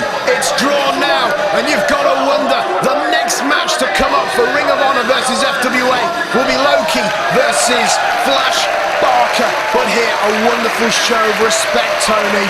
And you can see the look on Samoa Joe's face, he's happy, and you can see the look on Zebra Kid's face, he's clutching the back of his head. Nick, as you said, he may be out on his feet. Tomorrow he's going to be battered and bruised, but I think tomorrow he's going to have a whole heck of new fans for the Zebra Kid. They all got behind him for this match. The Zebra Kid should not be disappointed with that match. And as for Samoa Joe, what a hell of a representative for the Ring of Honor company. The Tony coming up next, 6-person hardcore tag team challenge. The Family versus Ulf Herman, Nikita, and the show stealer Alex Shane. Nick, the feud between the Family, Alex Shane, Nikita and Ulf Herman has been brewing for a very long time. And for me, this is the boiling point right here tonight in the York Hall Bethnal Green. We're going to see a hardcore match, the likes of which the FWA fans have never seen before. Lock your doors, batten down the hatches. This is going to be a hardcore night to remember. Earlier tonight, Tony, we heard from the Family in regards to this upcoming match. However, now we're going to go backstage to hear from Alex Shane, Ulf Herman and Nikita in regards to their challenge with the Family.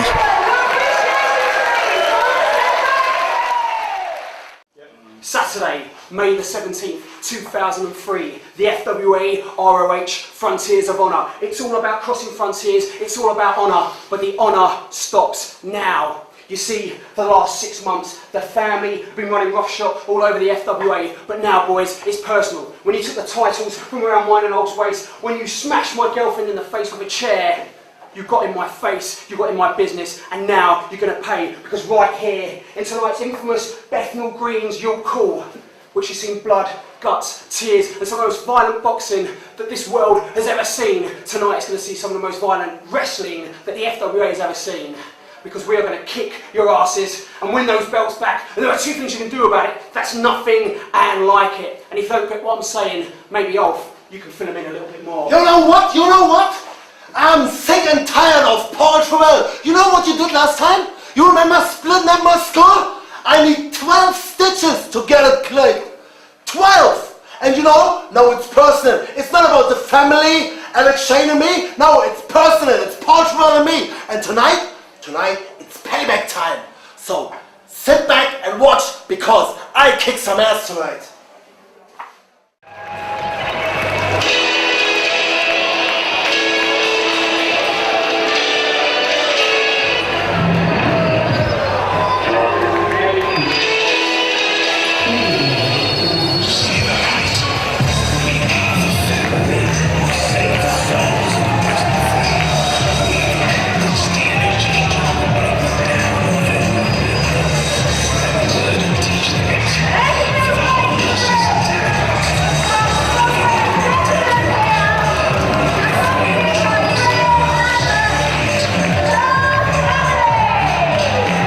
Here we see Nick, the Family making their way down to ringside, the FWA Tag Team Champions. We've got the Messiah Brandon Thomas, Solid Gold Scott Parker, Paul Travell, Ian Disciple and Ash, formerly of the New Breed.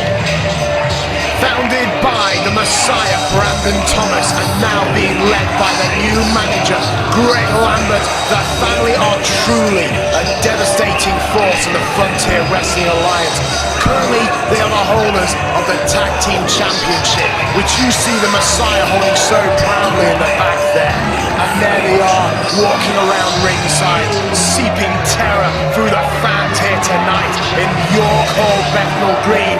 But although they're seeping terror into the fans right now, what they're going to face is even more terrifying, and that is a swearing German, an angry show stealer, and one nicked off Nikita. Tonight is going to be a war.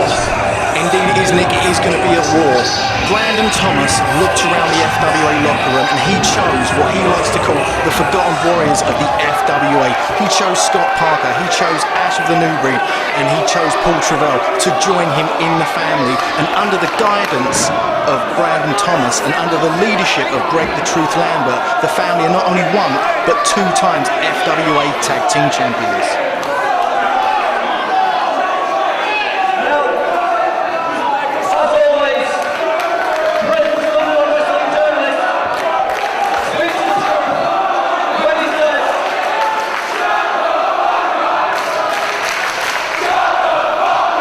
Nick, it appears to me as though the FWA fans tonight here in York Hall, Bethnal Green are not prepared to listen to the truth speak.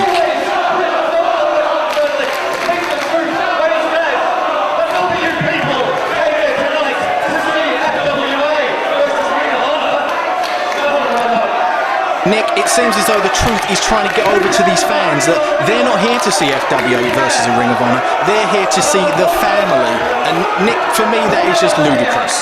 Well, I don't know, Tony. I mean, you are talking about the FWA Tag Team Champions. I mean, come on, Tony. There is a massive competition going on here. UK versus the USA. The FWA versus Ring of Honor. The Ring of Honor promotion has a series of fantastic tag teams. Surely the FWA could have brought one of these teams over to face the family. But no, the family will once again looked over by the FWA management.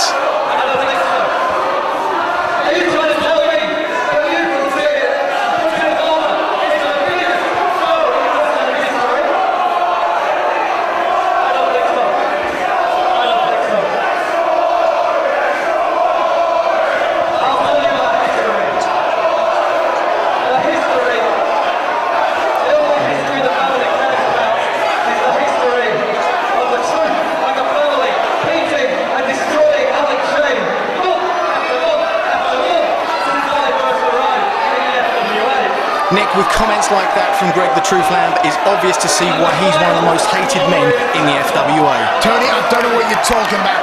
Greg the Truth Lambert, with his leadership skills, have dragged out of the cutter the careers of men like Paul Travell and Scott Parker. Scott Parker was considered a shoo-in for the FWA title, and look where he is now. Oh, wait a minute, Tony. Looks like action's about to pick up.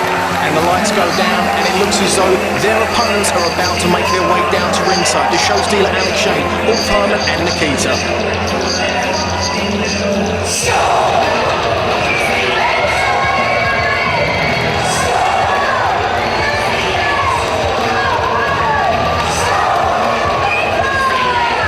Nick, they couldn't wait any longer as we see the team of Alex Shane, Nikita and Herman, and it looks as though they've brought a garbage van full of goodies with them. They are prepared for tonight's match with the family. It looks as though it's going to be no holds barred, all-out brawling action. If you look at it, it's a daunting task for either team. Alex Shane, Herman, Nikita. I mean, look at Alex and Orf. They have the size advantage, no doubt about it. But the family has the numbers advantage. Now let's see if we can get some of these members to the back. I don't know how the referee's going to do this. It's hardcore. What's he going to do? Disqualify them? I'm not sure, Nick, but as they all race into the ring... Oh, there they go, and they're off. Paul Travell's picking it off with Nikita. Meanwhile, Alex Shane has got solid gold. Scott Parker and former New Breed member Ash. Meanwhile, switch off the right. Reversal and a double clothesline. It looks as though both members of Alex Shane and Herman's team will be in double team, but they managed to switch it around and put the boots in on the family. As we see now, is it going to be double slingshot action, Nick? And oh my lord, the family have just wiped each other out there. Alex and Ulf had a plan coming into this, and now they are dominating the ring. Alex and Ulf are standing tall. Nick, when you've got a team like the family, nice stunner there from Nikita. When you have a team like the family, and Herman showing a fantastic display of strength here. He's just got Paul Travell, and he's holding him there for a long time, and that sends him down. Terrifying height, Tony. Sorry to cut you off, but I could not believe the drop. Straight on top of the family. The family are out and the fans are cheering for... Wait, the show stealer off the top! The show stealer off the top, Nick. He landed on his feet. This man stands at nearly 6 feet 8 inches tall. You see him climbing over the top rope there. He dived to the outside and landed on his feet, Nick. There's no denying he might be a big bugger, but he has the agility of a cat. And now, both Nikita and Alex are merely waiting to pick the remains of the family. You know, Nick, there are so many members of the family. How are they going to compete? Well, it's obvious. The team of Herman, Alex and Nikita are going to take them all on at the same time. The referee has just told Jane Childs, and Jane Childs has now announced that members of the family must go to the back. It must be free on... What? Nick, it looks as though that t-shirt says Greg Lambert's wife. I'm not sure if he's... Herman with a vicious pole driver. Nick, would you say the pole driver ban had been lifted for this match? I don't know. Ulf could be facing a very serious fee for that. He just pile drove Greg Lambert's wife. That was hilarious. You gotta love these wild fans in the front row, Tony. Nick, going back to what you said, the referee has issued a count saying basically members of the family that aren't involved in this match have to go to the back.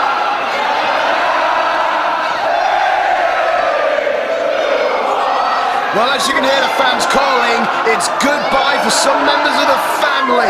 And man, this is horrendous because now the numbers advantage has gone. This is going to be a lot more of a level playing field. And quite frankly, you do not want to be on a level playing field with Herman and Alex Shane, as well as Nikita. She packs a pretty mean punch herself, Tony. You know, Nick, when I think back about how this whole feud started with the family, I think back to nearly 2 years ago when it was the show stealer Alex Shane himself taking on Brandon Thomas, and basically he said fighting him, he looked like a piece of spaghetti that looked like Jesus. Who would have known that all that time ago, after that match, Brandon Thomas had it planted into his head that he had a plan and he had to fulfill it. As we go back to the action now, Paul Travell blocking his way there as he sends Nikita off. Oh! And a leg lariat taking Nikita down. Fantastic sidekick, Tony. Remember, these two last met at British Uprising, and what a hell of a contest. And a lovely tilt-a-whirl there by Nikita. There is some true hot blood going on here. Arm drag there by Nikita. Back up again. Japanese arm drag. Paul Travell just can't catch his breath. Nikita now wearing away on Paul Travell. Kicking in the corner. Nikita now launches Paul Travell out. Paul with a reversal. He's going in with something, but Nikita's got a pinfall, and it's time. 1, 2, oh, and a kick out from Paul Travell. Nikita is not letting Paul Travell have anything here. As Paul Travell, spine buster! That was devastating. Paul Travell has just wiped out Nikita with that move. I remember back at British Uprising when he hit that spine buster, it turned the tide of the entire contest. Let's see if he can do the same here as Paul Travell now goes to the second rope, most likely for a second rope leg drop, which he's known for. And he's setting up, and he connects. Nick, he hits it perfectly. Is he going to go in for the pin here?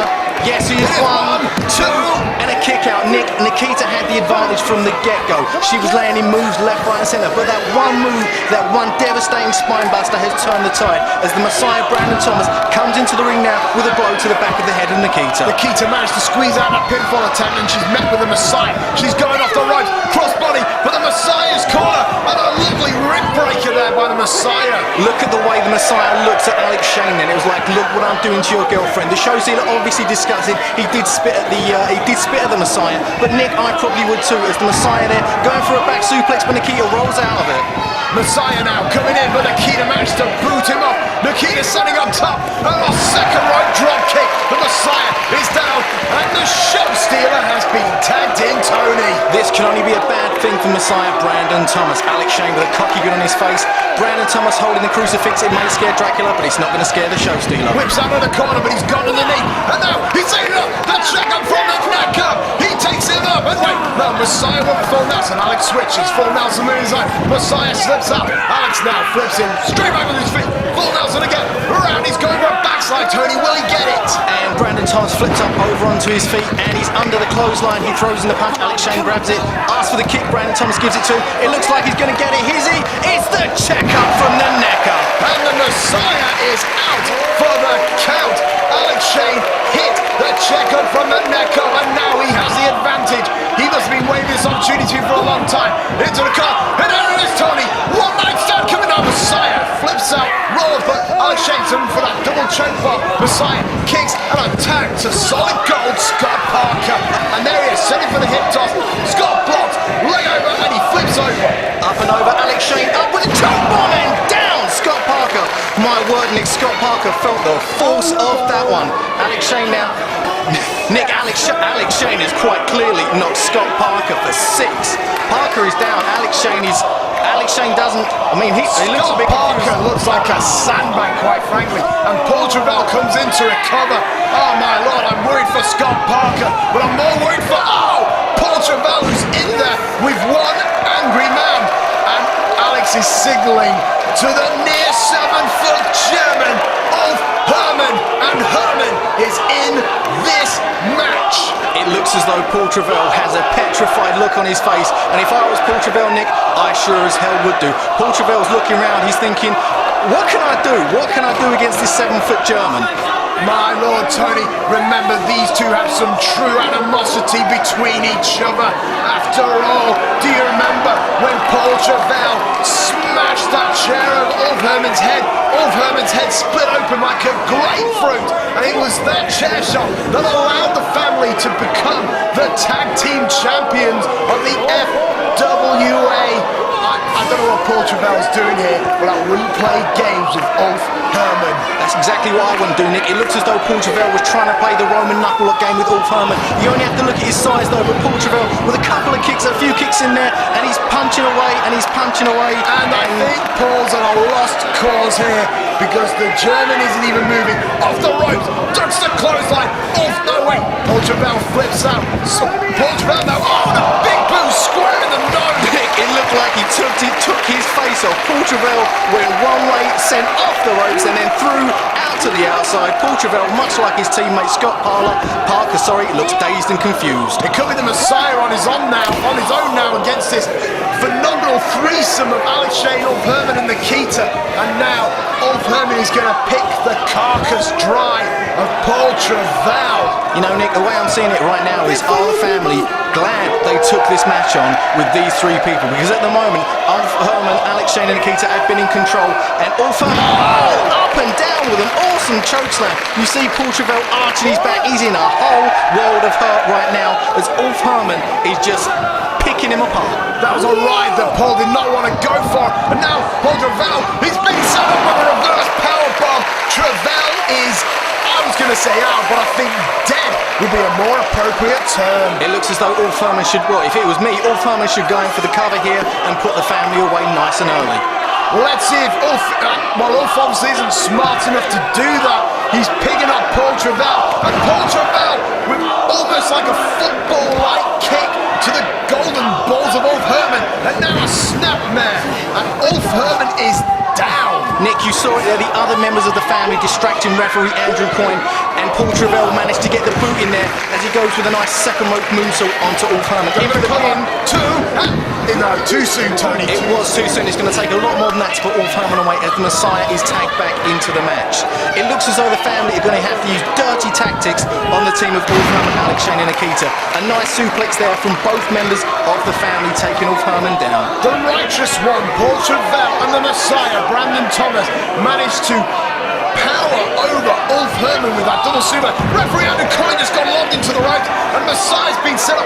Alex Shane now with a Shane-sation. Alex Shane up and over with the Shane-sation. It's not often you see the show stealer do a few moves in every match, and each one has been devastating. Much like that suicide dive over the top rope from Paul Travell. You know, say what I like about the family, I can't take away from the fact that they're awesome wrestlers. Nikita up and down, and Nikita from the top rope down as well. Nikita picked her spot beautifully, and everyone is waiting. Scott Parker with a gold rush as well. Nick, pandemonium is striking all over the York Hall in Bethnal Green at the moment. And what's happening here? The big German is up and down as well. I've always wondered if a German could fly, and now I know.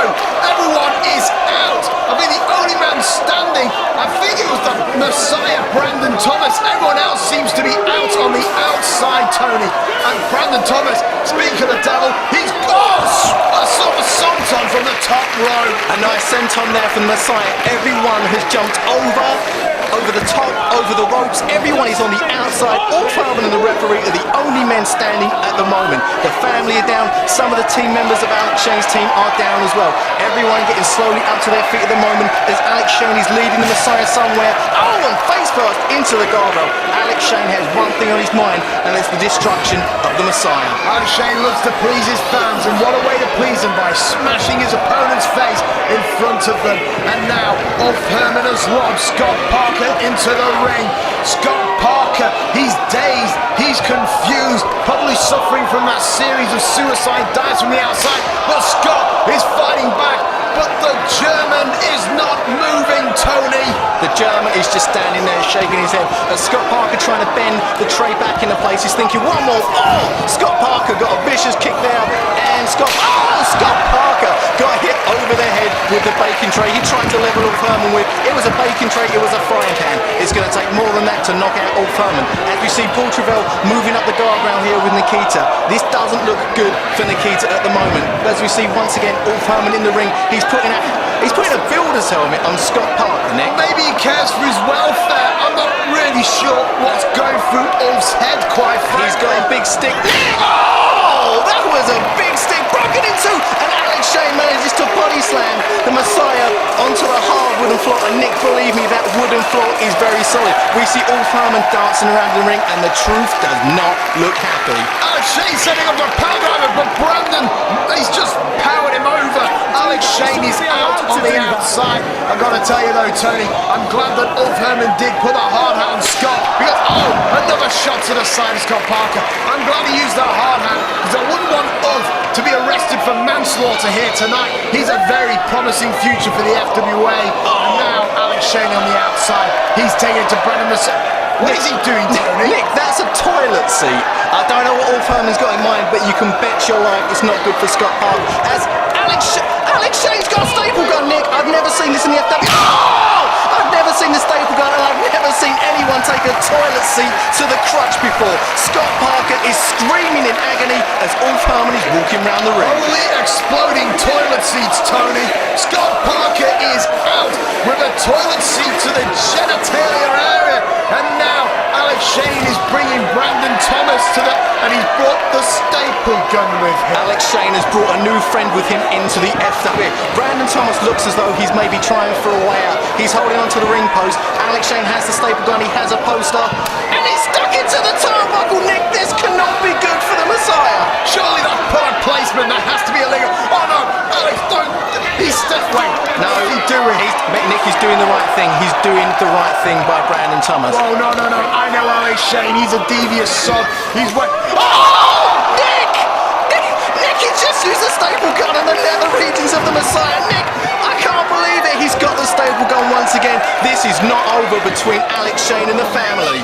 It seems to me that the family won't be hearing the patter of little feet from Brandon Thomas anytime soon. Alex Shane has got the staple gun, Nick, and he just drove a staple into the Messiah's head. The Messiah has to be busted open from that. Nick, he's using a staple gun. The thing we put posters up around town, he's using it on the Messiah as a weapon. The Messiah has been stapled. Well and good. I hope I wasn't in the eye. I'm very scared of Brandon Thomas. Stapled guns are not a laughing matter. Nick, up and over, out onto the mats on the outside. 3 times the Messiah was stapled in the head. It's not going to bode well for the Messiah's brain power as Alex Shane is leading him through the crowd. I have no idea what is on Alex Shane's mind. All I can think of is blood revenge. 3 staples in the head and 1 in the unmentionables. As we see Greg Lambert arguing with referee Andrew Coyne. I don't know why he's arguing. This is a no-holds-barred match. And as we see, Nick is in Disciple and Ash, formerly of the New Breed, now taking Nick. It's outnumbering the team of Alex Shane and Ulf Herman once again. It was 5 in the beginning, and it's 5 now. Tony, what? That's Nikita! Nikita's on the balcony, Tony! Nick, she's on the balcony. Nick. Oh, heaven! Oh, my God! Oh, my Lord! Tony, did you see that? Nick, that was 25 feet in the air. Look, we saw a replay. Nick, can you... The second time, Nick, we have just seen Nikita jump 25 feet in the air from the balcony. To my knowledge, that is the first time I have ever heard or seen a woman do that, ever. As you can see, everybody is down. It looks as though everybody is out, although Ulf Herman and Alex Shane are now once again standing proud. Did you see the impact of that dive? I'll tell you one thing, Nikita... Oh, no, Greg, that was very silly, my friend. Alex Shane does not like Greg Lambert. We all know that these 2 men positively despise each other, and Alex Shane is going to storm the self-proclaimed greatest journalist in the world today. And Paul Travel's just come back into the fray, and he's wearing away on Alex now. Meanwhile, Ulf has bad intentions for Scott Parker, and a leg drop onto Scott. Leg drop there, managing to break the board over Scott Parker's head, Nick. But at the moment, we're focusing on Nikita. Nikita is down from the balcony dive. She has not got up yet. But as we see in the distance, Alex Shane and Paul Travell are wrestling on the top of the stage. Paul Travell seems to have a Cobra clutch on. Alex Shane was led to the top of the stage. He was trying to get some revenge on the Truth, Greg Lambert, as we see Scott Parker trying to fight back on Ulf Herman. Brandon Thomas is up on the stage with Paul Travell. This cannot be good for this show stealer. Paul Travell is hoisting him up. Brandon Thomas is signalling for something. Brandon Thomas is still bleeding from the staple shots, but his man Alex Shane manages to duck and awesome super kick taking Brandon Thomas out of the action. That was a very nice kick there from the show stealer. Brandon Thomas could be out. He's got rid of Travell, dumped him in the back, and now he's going back to the Messiah himself. Oh no. Alex Shane has spotted something, Nick. I'm not sure what it is, but whatever it is, it's bad news for the Messiah, Brandon Thomas. He's got him up. Nick, it looks like he's going for the one-night stand. And he's going for a one-night stand. Oh! Nick, look at him. Look at the way the body is just shaking violently. Alex Shane put Brandon Thomas through a table with the one-night stand. We can see the fans are going berserk. Both men are down and they are not moving. And Scott Parker gets the chair. I'm very scared for him to remember he has a history of a spinal compression injury, and that could trigger it off again. Alex could be out of this. Meanwhile, Nikita fell from the top, and now her knee could be blown. She could be out of it. It looks like Scott Parker's going to be out of it shortly. Ulf Herman with a mini enziguri there to Scott Parker whilst wearing a trash can on his head.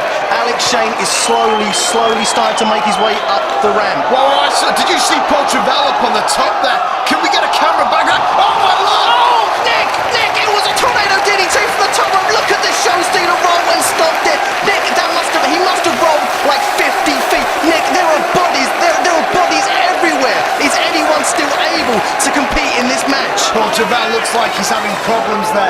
He looks to be in a great deal of pain.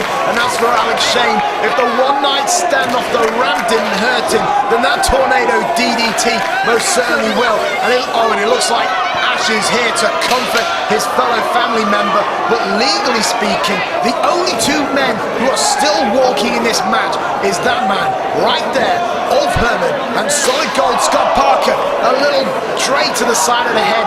Scott is looking rather uneasy. A spit to the eye. Ulf Herman is in control.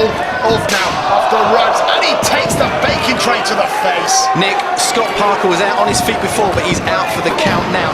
Alex Shane is still down. Nick, you have to remember the old school assassin Cole Kramer. He injured the neck of Alex Shane. Taking a move like that. Sorry, Nick, that was an awesome shot there. I cannot believe it that Ulf Herman just shattered that toilet seat in the backside this time of Scott Parker. Oh, Parker out of nowhere has just clipped the knee of Ulf Herman. Ulf Herman is down. I don't know how Paul Travell recovered from that tornado DDT, and as you can see, there's security, and now we have medics there to see to Nikita. I think Nikita could be seriously hurt, and without the assistance of Nikita, Ulf Herman is in a world of trouble. As we see Ulf Herman upside down in the tree of woe at the moment, Paul Travell has the chair. Whatever this move is, Nick, it's going to spell trouble for Ulf Herman.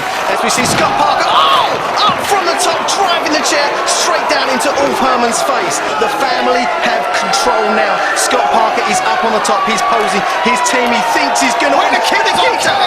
Nikita's back in, and she's just wailed away on Scott Parker. And now, Paul Travell flips over, and he's setting it up. Tony, it's a move I love, the sacrificial slam. Is he going to hit it on the chair? He manages to hit it. Surely Nikita is out now. Paul Travell, he's still thinking, is he going to inflict more punishment? Surely after that balcony dive, the sacrificial slam, Nikita is out. Alex Shane is out. Ulf Herman is out. Nikita is on her own at the moment. She is at the mercy of the family. Surely Paul Travell would not be so sadistic as to carry on the punishment of Nikita. Paul Travell is going to the top. He wants to put an exclamation mark on this match. Could he be going for his old-fashioned bloodshot front splash? Nikita moved out of the way. She moved out of the way. Paul Travell is holding his ribs. Paul Travell is hurt. It looks as though he's trying to grab the referee's attention. Nikita is up. She's moving over to Paul Travell as she sends him off, and a quick reversal from Travell, and back again. Oh! Nikita sent straight into Andrew Quinn. The referee got sandwiched, and now Paul Travell is using that distraction to set up for the sacrificial. No, Nikita off the top, and there she goes. Net breaker after floating out of the slam. You've got to believe, Got Nick. the pin. One, Got the two. come on, three, it's all over. Come on, Nikita, Alex, ain't Nikita, That has hasn't to it? be it, but the referee was out, Tony. We Nick. encountered Ian Disciple's on the outside. Nick, it looks as though he's got a tag belt in the... What's he doing? Nick, he's pulled Paul Travell out the way. He's pulled Paul Travell, he's down, he's I playing... don't know what Ian's thinking. He's not thinking. Oh, man, with a belt shot straight to the head of Nikita. But Greg Lambert looks as though he's trying to make sure the referee's up. And it looks as though Ian Disciple... Oh, airplane spin into a driver there. And Nikita is down. The referee has come to his feet. One, two... No, This can't be. Ian Disciple wasn't a legal man. How can that be a legal cover? Obviously, the referee didn't see the switch there. And you can see the jubilation of Greg Lambert's face. The referee has counted the three. This match is over. The family will leave tonight and look at the strewn bodies leading to the ring here in the York Hall. Every man is down and every man is dead. Nick, this is carnage. It looks like a war zone. The only man standing at the moment is the referee. Nikita is down. Herman is down. Alex Shane is down. That man right there, Ian Disciple, I hope I never run into him. His actions were despicable. The family walk away. This is a tainted victory. One day I hope Alex Shane, Ulf Herman and Nikita will get their revenge. Although, Nick, I may have spoken too soon. Ulf Herman is up. The family have absolutely cheated Ulf Herman, Alex Shane and Nikita and the fans out of what should have been a victory for Alex, Ulf and Nikita, and now the family are regrouping as they retreat to the back. However, they will go back with their pride intact, for they have defeated the most terrifying threesome here in the FWA. Nick, I don't know what Alex Shane, Ulf Herman and Nikita have to do, but I can tell you one thing. This is only the beginning. This is far from over.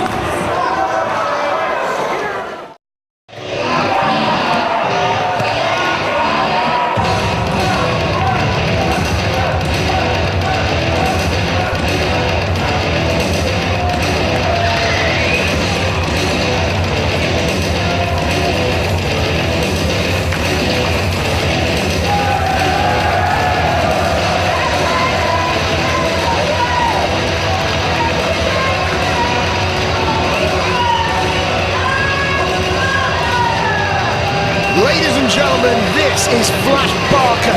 He is a former FWA champion, and as such, you know he's always a hard challenge, regardless of his opponent. Fleisch Barker, as of late, he's been showing signs of a no-holds-barred-esque style in the FWA. So how appropriate is it that at Frontiers of Honor, he takes on the Ring of Honor's own Loki? Both men have very strong styles, and they're also very similar. Though I must admit, Tony, Fleisch Barker tends to be a bit more ground-based, whilst Loki is a bit more there with his kicks. It's true, Nick, Loki can be a bit of a high flyer as well, but as you said earlier, this is going to be a purist's dream match. Fleisch Barker Loki for the very first time.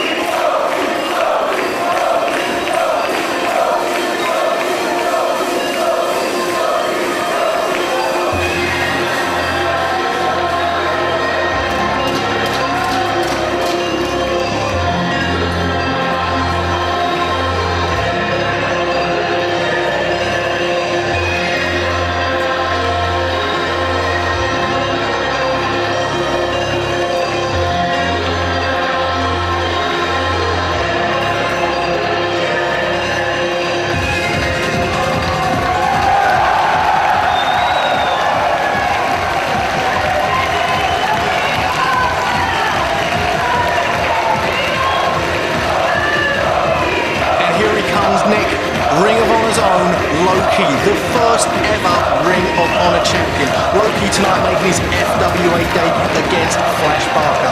This should be an awesome contest. Both men have very similar styles, but they are poles apart at the same time. This is going to be awesome. I can't wait for them to get it on. Loki, he is the personification of the Ring of Honor. Honor company. A lot of honourable men are drawn naturally to the Ring of Honor promotion, and Loki is a representation of this honour. And now Steve Linsky, the referee, has called for the bell, and the two men are beginning to square off. Now, Tony, I'm sure you can hear it in my voice. I am highly anticipating this contest. This truly is a purest dream match, and the Ring of Honor does need this handshake to start the contest off, and now we are ready.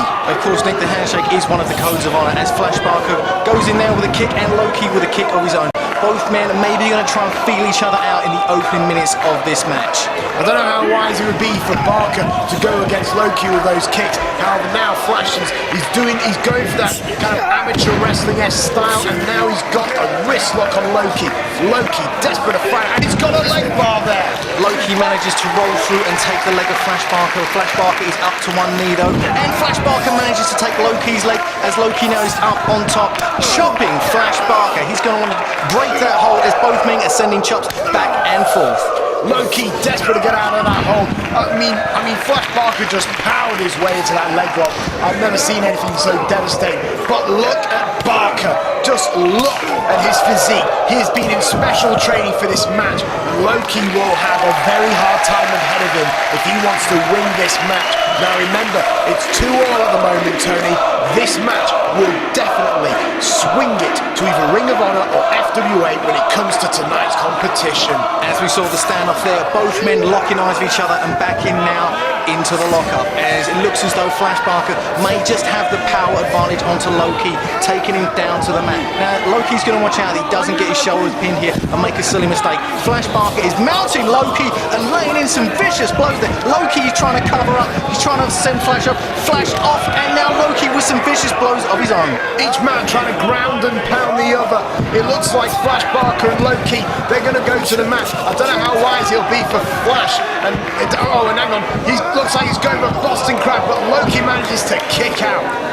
Loki's out. Loki is down on the mat at the moment. He's adopting a new stance. He's laying on his back. He's got his legs in the air. This is more of a shootist style, Nick. He's maybe going to try and take Fleisch down to the mat, work over a body part. Yeah, it looks as though he may be going for the leg or going for the knee. I've seen this in many shoot fighting competitions before, Tony. By lying on the ground, you know where all your opponents are. You know where you are. It's a self-defense position. The legs can guard you, and Fleisch will have a hard time getting past the defense. As you can see, Loki is keeping the body of Barker away from him, and now he's managed to get the body scissors, making Fleisch Barker's job a little bit harder tonight. However, Barker could get the pinfall here if he knows how to get the leverage on top of Loki. Fleisch Barker does have the knuckle lock, but Loki is using his heel to pound on the kidneys of Fleisch Barker. Loki does have the boots now into the face of Fleisch Barker, and a kick breaks the hold. Fleisch Barker's off. Loki's still using that ground-based offense. Loki now onto his feet. Looks like he's changing tactic. He's trying to confuse Fleisch Barker. Barker obviously was... Oh, nice kick there. And now the trading kicks. Fleisch Barker, Loki with a couple of kicks. I mean, I wouldn't want to trade kicks on Loki. Those are vicious.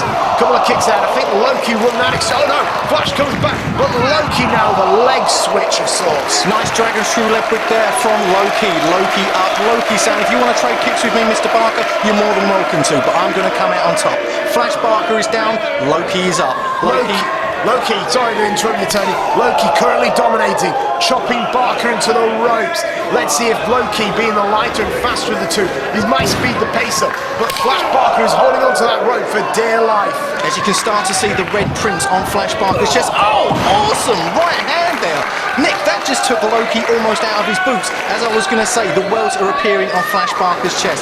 Loki has been using a lot of chops to try and break Fleisch Barker down, but with punches like that, it's going to take a hell of a lot for Loki to put Barker away. Usually in the FWA, punches would be resulting in a yellow card. However, remember, because this is a joint competition, we decided to remove the red and yellow card rule system. Oh, and Fleisch Barker just nudged Linsky out of the way just there. Now he hit him with that lariat. Loki is down. Linsky warning Barker, but I don't think Barker cares. Fleisch Barker's just basically using his power and size against Loki at the moment, Nick. That's the only way he can get some advantage against the American. As Loki is sent down, and Fleisch Barker with an awesome kick to the spine. Look at the look on Loki's face, Nick. He is firing up. He is pretty angry, and an awesome awesome dropkick there to the back of Loki's head. A kick to the base of the spine there to Loki, and then a kick to the back of the head. Fleisch Barker now with a reverse chin lock. He's trying to put the pressure on Loki, perhaps trying to get him to submit. He's blocking those major arteries on the side of the neck. Loki could now be blacking out, and referee Steve Linsky is there to make sure that if the submission or the knockout is achieved, that he will call it. Loki needs to get to his feet, which he has done. An awesome combo kick, taking Fleisch Barker down. That hit him square in the forehead. Fleisch Barker is blinking. Fleisch Barker may be out on his feet, but as you look, Loki may have injured his shoulder there, Nick. Loki is rolling around, and Fleisch Barker somehow is up at the moment. This has been a very slow-paced match. They're not just feeling each other out, they're trying to use their moves effectively, as Fleisch Barker using the power game with a stomp there to Loki's head. Fleisch Barker now picking up the limp body of Loki, setting him up. Nice body slam there, going back to the traditionals of pro wrestling, and a vicious leg drop. And now Barker's going for the pin. No, is he going for the pinfall, Tony? Yes, there it is. 1, 2. Loki kicked out just before the 2. It has been, sorry Nick to cut you off, it has been quite a bit of offense onto Loki's head and neck area, but it will take a little bit more than that to put out Ring of Honor's own Loki. But at the moment, Fleisch Barker does seem to be focusing on one area. Maybe he's going to go for a submission, I'm not sure, as he sends Loki into the corner, and again with those devastating punches to the side of Loki's head. Fleisch Barker's known for having some of the most vicious punches in the FWA, and he's proving his point right here. And now he's driving the knees, but Loki is trying to kick the bigger man away. Loki's trying to fire back, sorry. He's got one kick, he sent Fleisch Barker into the ropes, managed to get him choked on the ropes, as Loki now looks like he's maybe going for one! Is he going to go for the second one, Nick? Oh, he managed to land it! Nick, this is the crush combo. If he hits the third one, it could be well and truly all over. Oh! Holy sweet mother, Tony, that was vicious. I've seen Loki's kicks before, but none that aggressive. And now Barker could be over. One, no.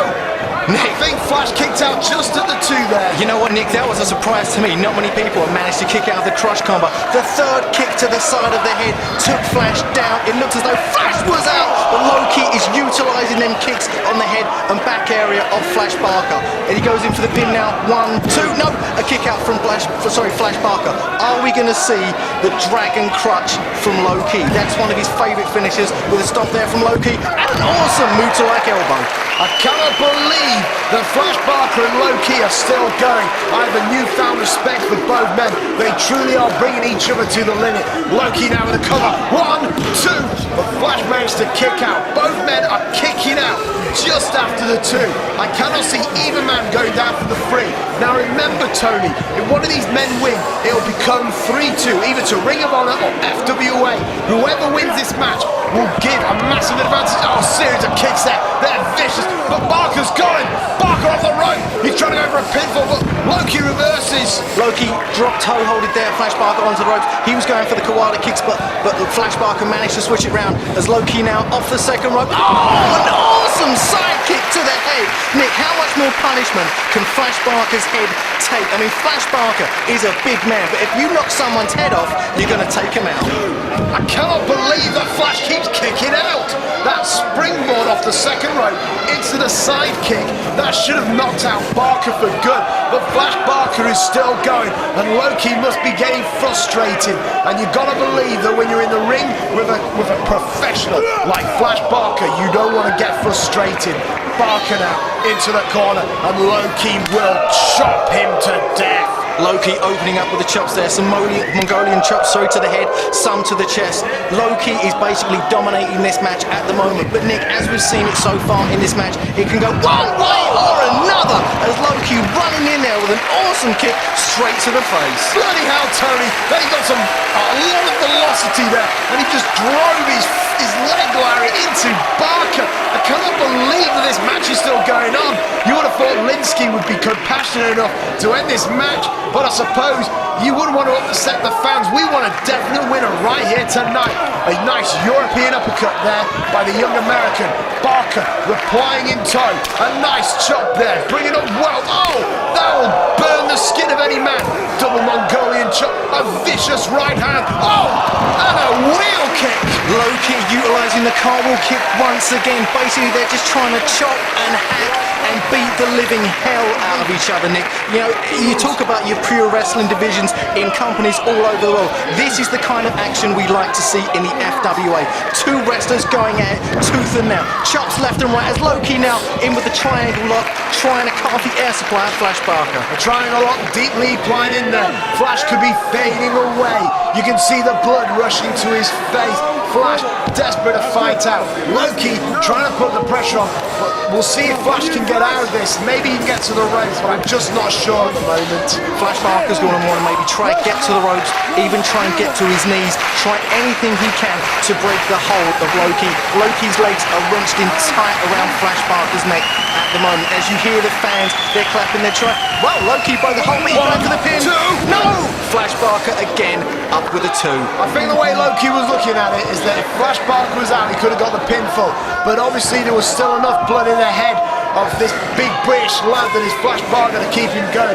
Loki now setting up for something maybe. No, he kicks him in the gut. And now, once again, in the corner, Fleisch Barker is at the mercy of Loki. Nick, those stinging chops as Fleisch Barker managed to reverse and send Loki into the corner. And Loki out through the middle rope.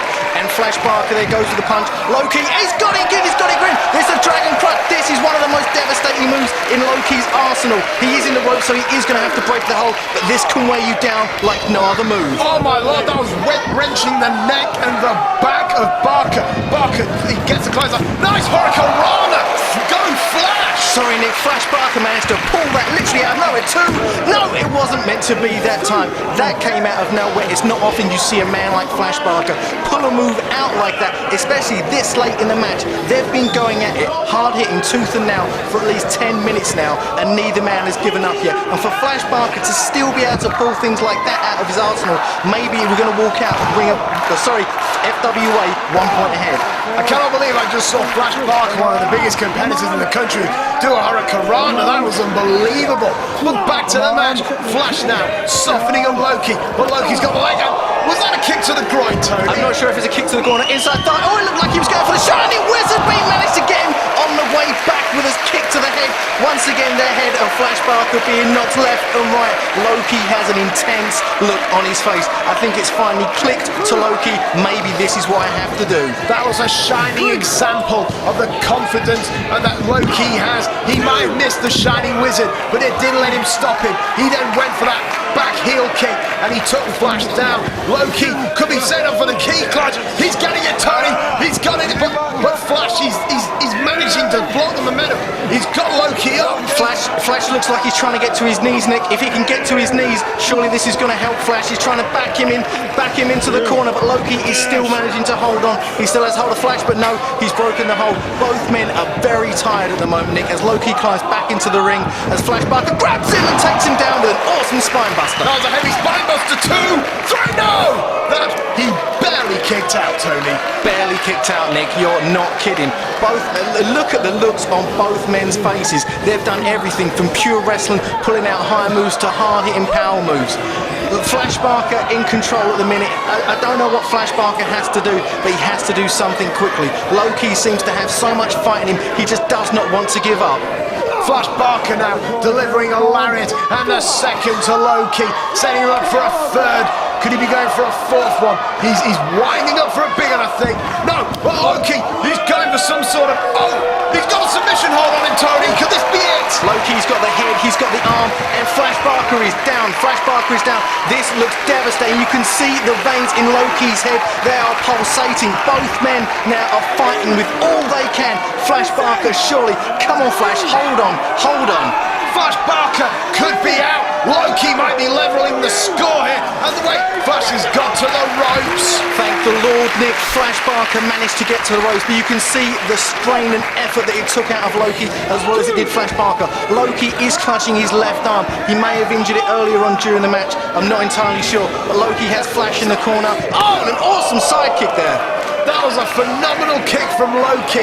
He is so strong with his kicks on both legs. It is phenomenal. The educated feet of Loki to coin a phrase are wailing away on Fleisch Barker now with another right hand to the head of Loki. And Loki is looking a bit dazed and confused right about now. Nick, as you see it, Loki firing up. Oh, no, there he comes in with a cartwheel kick. Surely this is it, Nick. Oh, but look, Loki's down. Loki is clutching that arm. He is holding that arm. It looks as though he must have injured it. But Loki is up and Loki is signaling for the key crusher. I have never seen him do it on a man the size of Fleisch Barker. But if he can, surely it's all over. There is no way in hell that Loki can pick up a man like Fleisch Barker, but he's gonna try. He's gonna try. He's got him up. He goes for the second. Get it. No, it wasn't meant to be. He couldn't get it. Fleisch Barker was just too big. Fleisch Barker tried to go over the gorilla press there. It looks as though Loki once again back with a submission hold, holding the arm, holding the head, but Fleisch Barker managed to back into the corner and knock Loki off of him. Loki got a variation of the Eastern stretch, but now Fleisch Barker picking up an arm, a military press into a sort of a power slam. That has to be it. 2 and a 3. Oh, a kick out again, Nick. It seems like every time one wrestler has the advantage, 1 minute it's Flash's way, then Loki fires back. Then Loki's in control, and then Fleisch fires back. It's back and forth, Nick. This is so hard to call. I swear that was the end of the match, and now Fleisch Barker could be signalling for his signature move, the flash in the pan. Oh my, Loki escapes. He's got him in a double underhook suplex, and oh my lord, Tony, both men are out. I don't know who got the worst of that one. Yeah, sorry, Nick. There, I'm not sure who got the worst of it. Loki is blatantly clutching his arm now, as referee Steve Linsky is admonishing the 10 count. Now, if this goes to a double count out, I'm not sure what the point situation will be. But one of these men, they're going to want to try as hard as they can to get up before the 10 count. Looks like both men are struggling to get to their feet. Let's see who can get to his feet first. And it's Barker. Barker's up, Nick, and he must have one thing in mind, the destruction of Loki. Barker now with a vicious few punches there, but Loki firing back as well. He's going punch for punch as Barker just uses a takedown on Loki. Grounding and pounding again, but Loki looks like he's going for some sort of armbar, and he's got it. And it looks like it could be a submission win for Loki if he can hold this move on. Fleisch Barker, center of the ring, but he's battling out. You can sense the excitement from the fans. A right, another right, and he keeps waving away. The point situation is dire here. Loki now again with the arm. Once again, Loki back into the cross arm breaker. He had it on before, and Fleisch was trying all as hard as he could to try and punch his way out of it, but Loki back into the cross arm breaker. Both men have broke the hold though, and whoa, the bell! Barker submitted! I think he submitted anyway, Nick, he must have done. Loki had the cross arm breaker, but I'm not sure. Let's hear the decision. A draw? Can we have a draw in this contest? Nick, I'm not entirely sure how that will stand, but the ring announcer Jane Charles has just said this match is a draw. It must have gone to the time limit. That's the only reason I would say it has gone to a draw. Neither man managed to pin the other or tap out. Tony, listen to the fans. They want 5 more minutes of Loki versus Fleisch Barker, and I completely agree with them. I would hate it to end like this, Tony. Nick, and I show with so much respect and integrity behind it, this match cannot end on a draw like this. There should be 5 more minutes. The wrestlers, Loki and Fleisch Barker themselves, are saying, we want 5 more minutes. The opportunity for this match to continue rests solely on the shoulders of head referee Steve Linsky, who seems to be talking to the wrestlers, but it seems to me he might be sticking with the draw. I don't know. It'll be interesting to see what Linsky's final decision is on this matter. I mean, he is the head referee, Nick, so his decision is final, but you would think on a show, on a match of this caliber, that he would give them 5 more minutes. As we see referee Andrew Coyne coming from out the back, maybe he's going to help shed some light on this situation. It looks like I'm being told that referee Andrew Coyne's been sent down. He's trying to find out what the situation is. I think he's talking to the wrestlers, he's talking to Steve Linsky. Loki looks pissed, quite frankly, and I don't think Fleisch Barker looks much better. Hang on, Linsky's got the mic. Fleisch Barker, the 20-minute time is allotted. My final decision, draw. Well, that's That's it. I don't like it, Tony, and I don't think you'll like it if I know you well enough, and I'm sure the fans don't like it. It is a time limit draw. There will be no 5 more minutes. Look at the face of Fleisch, Barker and Loki. They are angry. As you hear the chorus of boos ring out there at referee Steve Linsky's decision, the crowd, all they want is 5 more minutes. As we also see someone also run out from the back there, I'm not sure who it was. It was ROH champion Samoa Joe. He's down there, he's on the side of Loki, he's on the side of the fans. Let's give them 5 more minutes. Loki's got the mic as well. Let's see if he has something to say.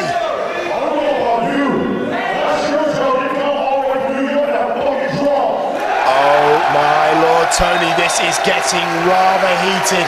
Loki said he didn't come here for a draw, and normally what Loki wants, Loki gets. 20 minutes was the time limit. 20 minutes was your time limit. This is my final decision. You two want to go 5 more minutes. You two want a decision. Well, let me tell you boys something. You so much as like a finger on either opponent, and I got the point off. You lay a finger on him, you lose the point. You start, you lose the point. This match is a draw. Nick, the referee's decision is final, and to emphasise the point, the referee has stated that if either man touches each other, a point will be deducted from their team's side. So obviously it's in Fleisch, Barker's and Loki's best interest to just maybe leave the ring. It's not giving the fans what they want, but obviously they want their company, they want their team to win. As we see AJ Styles as well coming down to ringside now. Ring of Honor, they want to represent the Code of Honor, and they want to give the fans what they want to see. But unfortunately the referee's decision is final. Loki and Fleisch Barker, they had a hell of a contest here tonight, and you know they want to face one more time, and there's the handshake. What a pair of honourable men they are, Tony. Nick, that was an awesome match, and yes, I hope and pray that one more time we will see this match. It was a hard-hitting contest, and there wasn't a decisive winner. So one more time, Fleisch Barker versus Loki. Let's look at the situation now, Tony. Let's look at the point. We are draw. We are draw. 2-2, ladies and gentlemen, and we have one more match to come. Jody Fleisch will go one-on-one with Christopher Daniels, the fallen angel himself.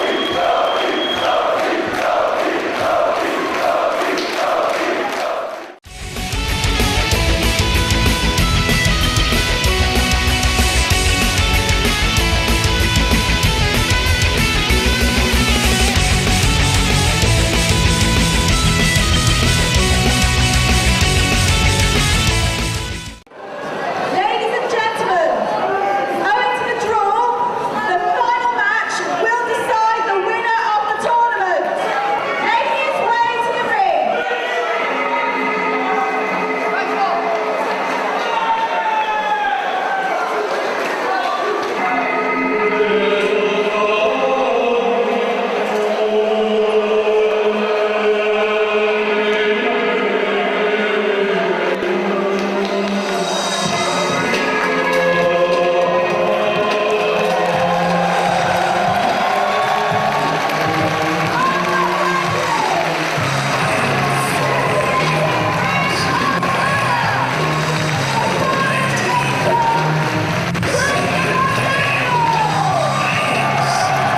Tony, can you hear the ovation for the fallen angel, Christopher Daniels?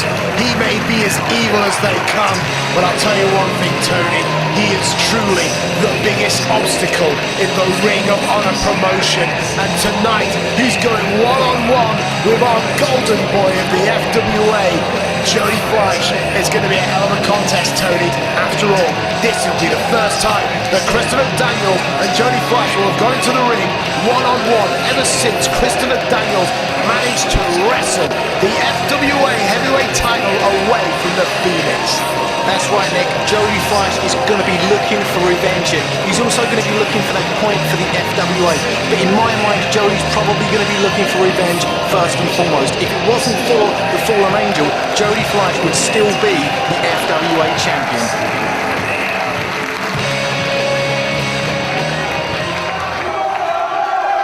Before this match can get underway, it appears Christopher Daniels has something to say. The Fallen Angel was asked for the microphone, and you can bet your bottom dollar the crowd in your Paul Bethnal Green are going to be listening.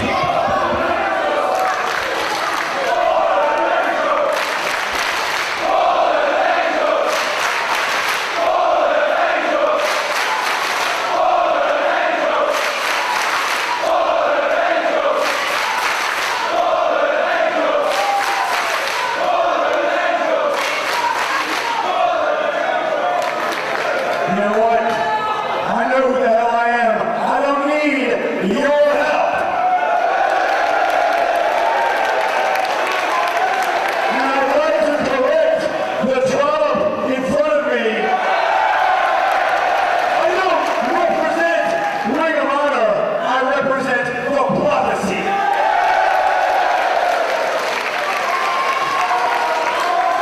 Now then.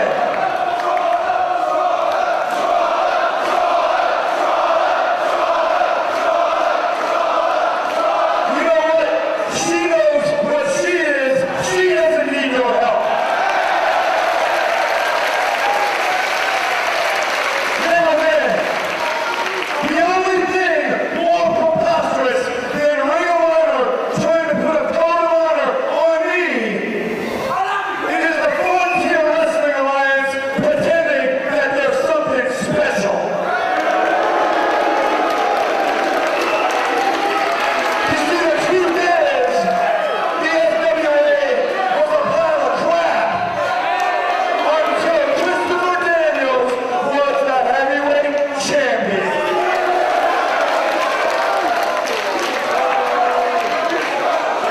In fact, if it was up to me, I would never even come back to this hellhole of a country.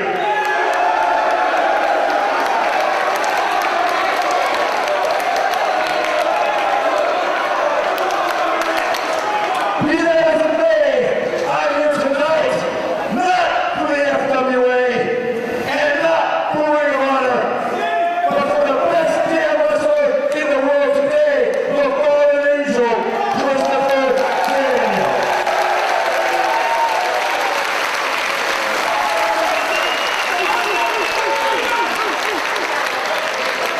And tonight, I prove to all of you stupid fans and to Jody Fleisch why I am the best. And that's the gospel according to the Fallen Angel.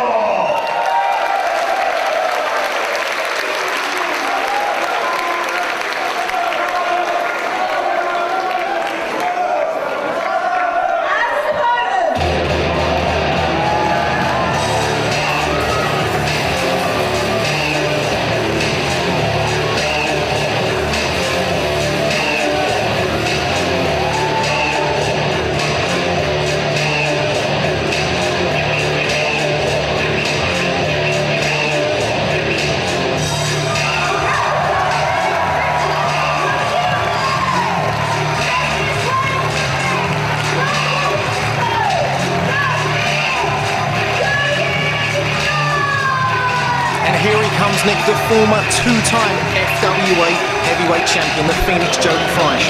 You were right when you said these men haven't met in a ring yet since Christopher Daniels beat Jody Fleisch for the FWA title. Jody Fleisch is surely going to have revenge on his mind, but he's also going to think about getting that vital point that the FWA need to walk out tonight the victors. You've got to believe that Jody Fleisch will be feeling some good vibes here tonight. It was in this very arena, it was in your call that Jody Fleisch lifted the FWA heavyweight title in that phenomenal ladder match against Flash Barker at British Uprising. However, Tony, this isn't about British Uprising, and this most certainly isn't about the FWA heavyweight title tonight. Tonight it's about Ring of Honor versus the Frontier Wrestling Alliance. Whomever wins this match will win it for their entire company. It's true, Nick. Jody is going to be looking for maybe a little bit of revenge, but the emphasis must be on getting that vital point so the FWA can walk out tonight the victors. Well, you heard what the Fallen Angel Christopher Daniels said, though. He isn't doing it for Ring of Honor. He's doing it for the prophecy. And I'll be very surprised if referee Andrew Coy can get Fallen Angel Christopher Daniels to shake hands with his opponent tonight. It's true, Nick. As we know, the Fallen Angel never shakes hands. It's part of his prophecy code. This match won't be about respect. It'll be be about Christopher Daniels doing this for himself, doing it for the prophecy, and trying to get the win once again over the Phoenix Jody Fleisch. Jody now trying to lumber up as we're getting ready for this contest. Referee Andrew Coyne was checking the boots of the fallen angel, and now he's going to check the gear of Jody Fleisch. He looks quite happy, and he rings the bell. The bell is rung, and we are underway for the final match of Frontiers of Honor. Christopher Daniels, look at that snake-like gaze he is giving to the Phoenix. Jody now, he must be dreading this contest in some ways, but in other ways, I believe he's anticipating it. He wants to clash with the fallen angel tonight. Oh, Jody's hand was slapped away, but he slapped Christopher Daniels right back, Tony. It looks as though Christopher Daniels may try and use maybe mind games earlier on in this game. As we know, early on in this match, as we know, Christopher Daniels is a master of the mind game techniques. But it seems as though at the moment the crowd are firmly behind Jody Fleisch, and this is getting to the fallen angel already. As we see the fallen angel jaw-jacking with some fans up on the balcony, it looks as though Christopher Daniels may be leaving this match already, maybe going to fight some fans, maybe just walking out of the arena. Referee Andrew Coyne warning him there, if he leaves, he will lose this match via a forfeit or a count-out. And as a result, Jody and the FWA will win tonight. However, I think that'll be a very unsatisfactory way of ending this contest, even if you are an FWA fan. Christopher Daniels trying to clear the situation up with the ref, but he's just repeating that thing, Tony. He's got to get in the ring, and he's got to face Jody. Oh, he's calling the fans to the back, I think. I think he's trying to call out some fans, Nick, but what he needs to do is not concentrate on the fans. Yeah, they may not like him, but what he needs to do is concentrate on Jody Fleisch. A win here tonight for the Fallen Angel. He might not see it as a win for himself, but it will be a win for Ring of Honor, and they will walk out tonight the victors. Christopher Daniels, he's back in the ring. It looks like we're about to get underway. You've got to believe this will be a phenomenal contest. Both men look to be in the best shape of their careers, and the fans are firmly behind Jody right here tonight. Both men circling each other now. It looks like we're maybe going for the first lock up there, and both men are locked up, fighting, jockeying for position, if you will. Christopher Daniels is backing off Jody Fleisch. Christopher Daniels with the waist lock takes Jody Fleisch down. And he's floating around in very amateurish wrestling style, but Jody is dominating with a hammerlock. Very nice technique there. He's managed to spread the weight across, and he's putting the pressure right on the elbow joint and the shoulder with that hammerlock. Maybe Jody Fleisch is going to go for the early win here, Nick. I'm not too sure. Jody Fleisch can submission wrestle as well as fly around. Christopher Daniels has made it back up to his feet and into a wrist lock onto Jody Fleisch. I don't think either man are going for the quick win. I think they both know they're here for the long haul. But in the process, you've got to believe... Oh, Jody's flipping out. Nice little nip up. Oh, a beautiful little somersault there. And he's got the wrist lock himself.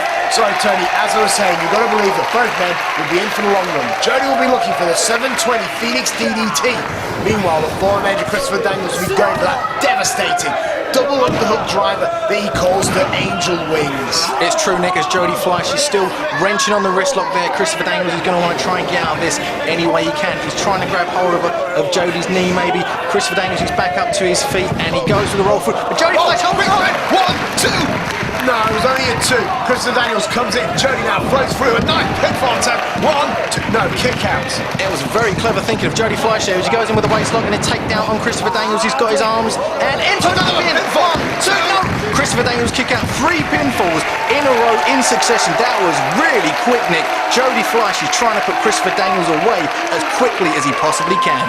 Oh, the Fallen Angel looks rather exasperated, not just to Jody, but at these very ugly ringside fangs, quite frankly, and he even offered him a cigarette. I don't know what goes through our fans' minds at some time. Christopher Daniels is not a man to be messed with, especially by anyone inside the audience. The only person that should be messing with him is Jody Fleisch. Jody Fleisch has bested him so far in this ring this evening. Christopher Daniels is maybe walking around outside the ring, trying to get some breath back, trying to wear Jody down by taking the momentum away, and there you see it, Nick, a thumb to the eye from the Fallen Angel. I saw it, Tony, and it's allowed Christopher Daniels to take advantage. He jumps, oh, but Jody caught him on the way over, and he's got him, oh, there it is, into the headlock. Jody Fleisch with a nice ankle lock there, floated over, back into the headlock onto Christopher Daniels. At the moment, it's starting out as a submission match. Not how I thought it would start out, but it's awesome to see nonetheless. Christopher Daniels is back up now. He does have his arms around the waist of Jody Fleisch. Maybe you want to try and send him off, or send him up.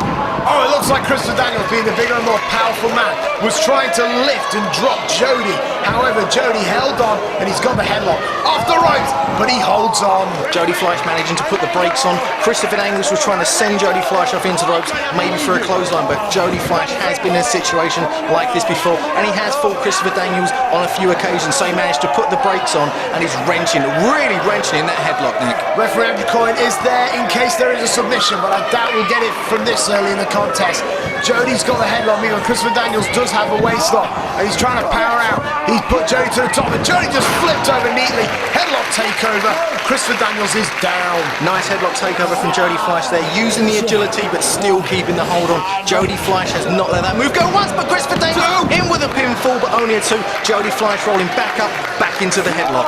Looks like both men are trying to just try and pin each other quickly, but referee Andrew Coyne there. 1, 2. Christopher Daniels in with another pinfall, but Jody Fleisch managing to get out there, and Jody Fleisch back over into the headlock. Christopher Daniels with a leg scissor. Jody Fleisch nips up and back into the headlock. Remember, Jody Fleisch was trained by the phenomenal Dino Scarlo, so you've got to believe he has a respect for the basics in this sport, and he's showing it right here. He is keeping the control with a headlock, and every time Christopher Daniels gets the advantage, he takes the head again. It's true, Nick. Jody Fleisch has been working and working, and you can see Christopher Daniels is physically worn down. I think it would be stupid to think that he's out already, but it's definitely having an effect on him. Right, referee Andrew Coyne was checking the arm of Christopher Daniels, but Christopher Daniels ain't out yet. You got to believe that this match will be far from over. They're still in a kind of a warm-up moment at the moment, but Christopher Daniels is starting to find out a couple of forearms to the ribs, and he's launched Jody. He sends Jody off. Christopher Daniels up with the leapfrog. Jody Fleisch up with the leapfrog as well. Christopher Daniels with the sleep. Jody Fleisch with the roll through. And now Jody with the headlock again, and Daniels is down. It just proves the skill of Jody Fleisch. Many people write him off as just a high flyer, but he's proving at the moment he can wrestle with the best of them, and Christopher Daniels really is one of the best of them. Jody Fleisch still with the headlock, grounding Christopher Daniels. Christopher Daniels has had very little offense in this match so far, Nick. It's all about Jody Fleisch. Don't believe that Christopher Daniels, the shoulders down, but Daniels got it back up. You got to believe that Daniels is getting frustrated here. I don't think he was expecting this kind of match out of Jody. It's true, Nick, as Christopher Daniels laying in a few blows there to the abs of Jody Fleisch, sends him up into the ropes. Christopher Daniels sends him up and over. Jody Fleisch now with the waist lock. Christopher Daniels off the rope, down with a shoulder block. Christopher Daniels in control. He jumps over Jody, nice little flip there, kick to the gut. He's going to launch Jody again. Jody off the rope, he does the clothesline. Top rope, springboards over. Christopher Daniels sends him in again. Flip, oh, and that's a lovely leg scissors takedown. Nice tilt-a-whirl leg scissors there, sending Christopher Daniels out to the outside. Now we know if someone's on the outside, Jody Fleisch can be quite dangerous. He's springing off the ropes, but Christopher Daniels saw him coming in with his shoulder block, and he sends Jody Fleisch into the corner. Jody manages to block it and reverse it. Jody Fleisch now up onto the side. Oh! Enziguri taking Christopher Daniels from the outside of the apron down to the mats outside the ring. How fantastic was that, Tony? A top rope springboard into the side kick. And now, oh, it looks like Jody could be setting up for something rather special. He's got him in his sights. Springboard on top. Oh, no, moonsault, top right assay moonsault there, taking both men down. Jody Fleisch managed to half land on the rampway, which is quite a distance away. Both men are down at the moment. It looks as though maybe Jody landed a little bit harder than the fallen angel Christopher Daniels, but Christopher Daniels looks as though he may be heading for the higher ground. Jody with a lovely stiff kick there to the ribs of the fallen angel. One to the side of the head. The angel is staggering, but you got to believe he's going to take a lot more than this. But I don't know why they're taking up the rampway. Remember, the 20 count is in effect here. If these two men get counted out, it will be a draw for tonight's competition. The Ring of Honor, knee to the gut. It will be a draw for tonight's competition. Referee Andrew Coyne removing the debris there, but it looks like Christopher Daniels setting up for it. Maybe a DDT or something, Tony. We could see something quite devastating here from the fallen angel as he sets Jody Fleisch up. He manages to land on his feet, and a kick to the gut of the fallen angel. Referee Andrew Coyne is letting this go because it's quite an important match. It looks as though Jody Fleisch is maybe going for a move of his own, and a suplex onto the hardwood floor. Nick, that has got to be so painful on the back of the fallen angel. The fallen angel got viciously suplexed by the Phoenix Jody Fleisch, and now Jody looks like he's leaving, Tony. Nick, it looks as Jody Fleisch had just walked back through the curtain. I'm not entirely sure why, but I mean, Jody Fleisch knows this match isn't over. It's going to take more than that. Has he forfeited the contest, Tony? All I know is that Christopher Daniels is on the outside and there's no Jody to be seen anywhere. Yeah, I'm not sure where the referee is, Nick, but if he is outside the ring, but here comes Jody Fleisch. Jody Fleisch does have a chair in his hand, and Jody Fleisch can be quite dangerous. He's also got one of the backstage crew to give him a hand. Maybe he's holding onto the chair for some reason. What's going on here, Tony? Jody off the right now! Oh! What? Hurricane Rana from the chair on the rampway. And look, Christopher Daniels has landed on the mats outside the ring. Nick, as I stated before, during the six-man tag match, that must be about 50 feet in length. And Christopher Daniels has flown from the top of the rampway right down to ringside. I don't know why Jody is so happy. Quite frankly, that should be a disqualification right there. Not only did he use the steel chair, he got the assistant and one of the lowliest backstage hands. Jody now climbing to the top. He's going to monopolize on this situation, Tony. Christopher Daniels is standing on the apron. Oh, and Jody Fleisch with a caution spin there. No!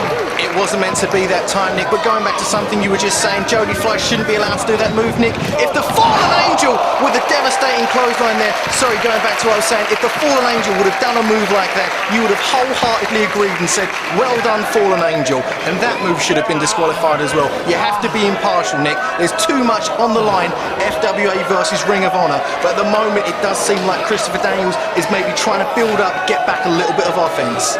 Christopher Daniels now struggling up. That lariat took a lot out of both men, but I think it just took a little bit more out of Jody, quite frankly. He was turned inside out with that move. My Lord! And now Christopher Daniels, he's going to pick at Jody. He just punched him in the back there.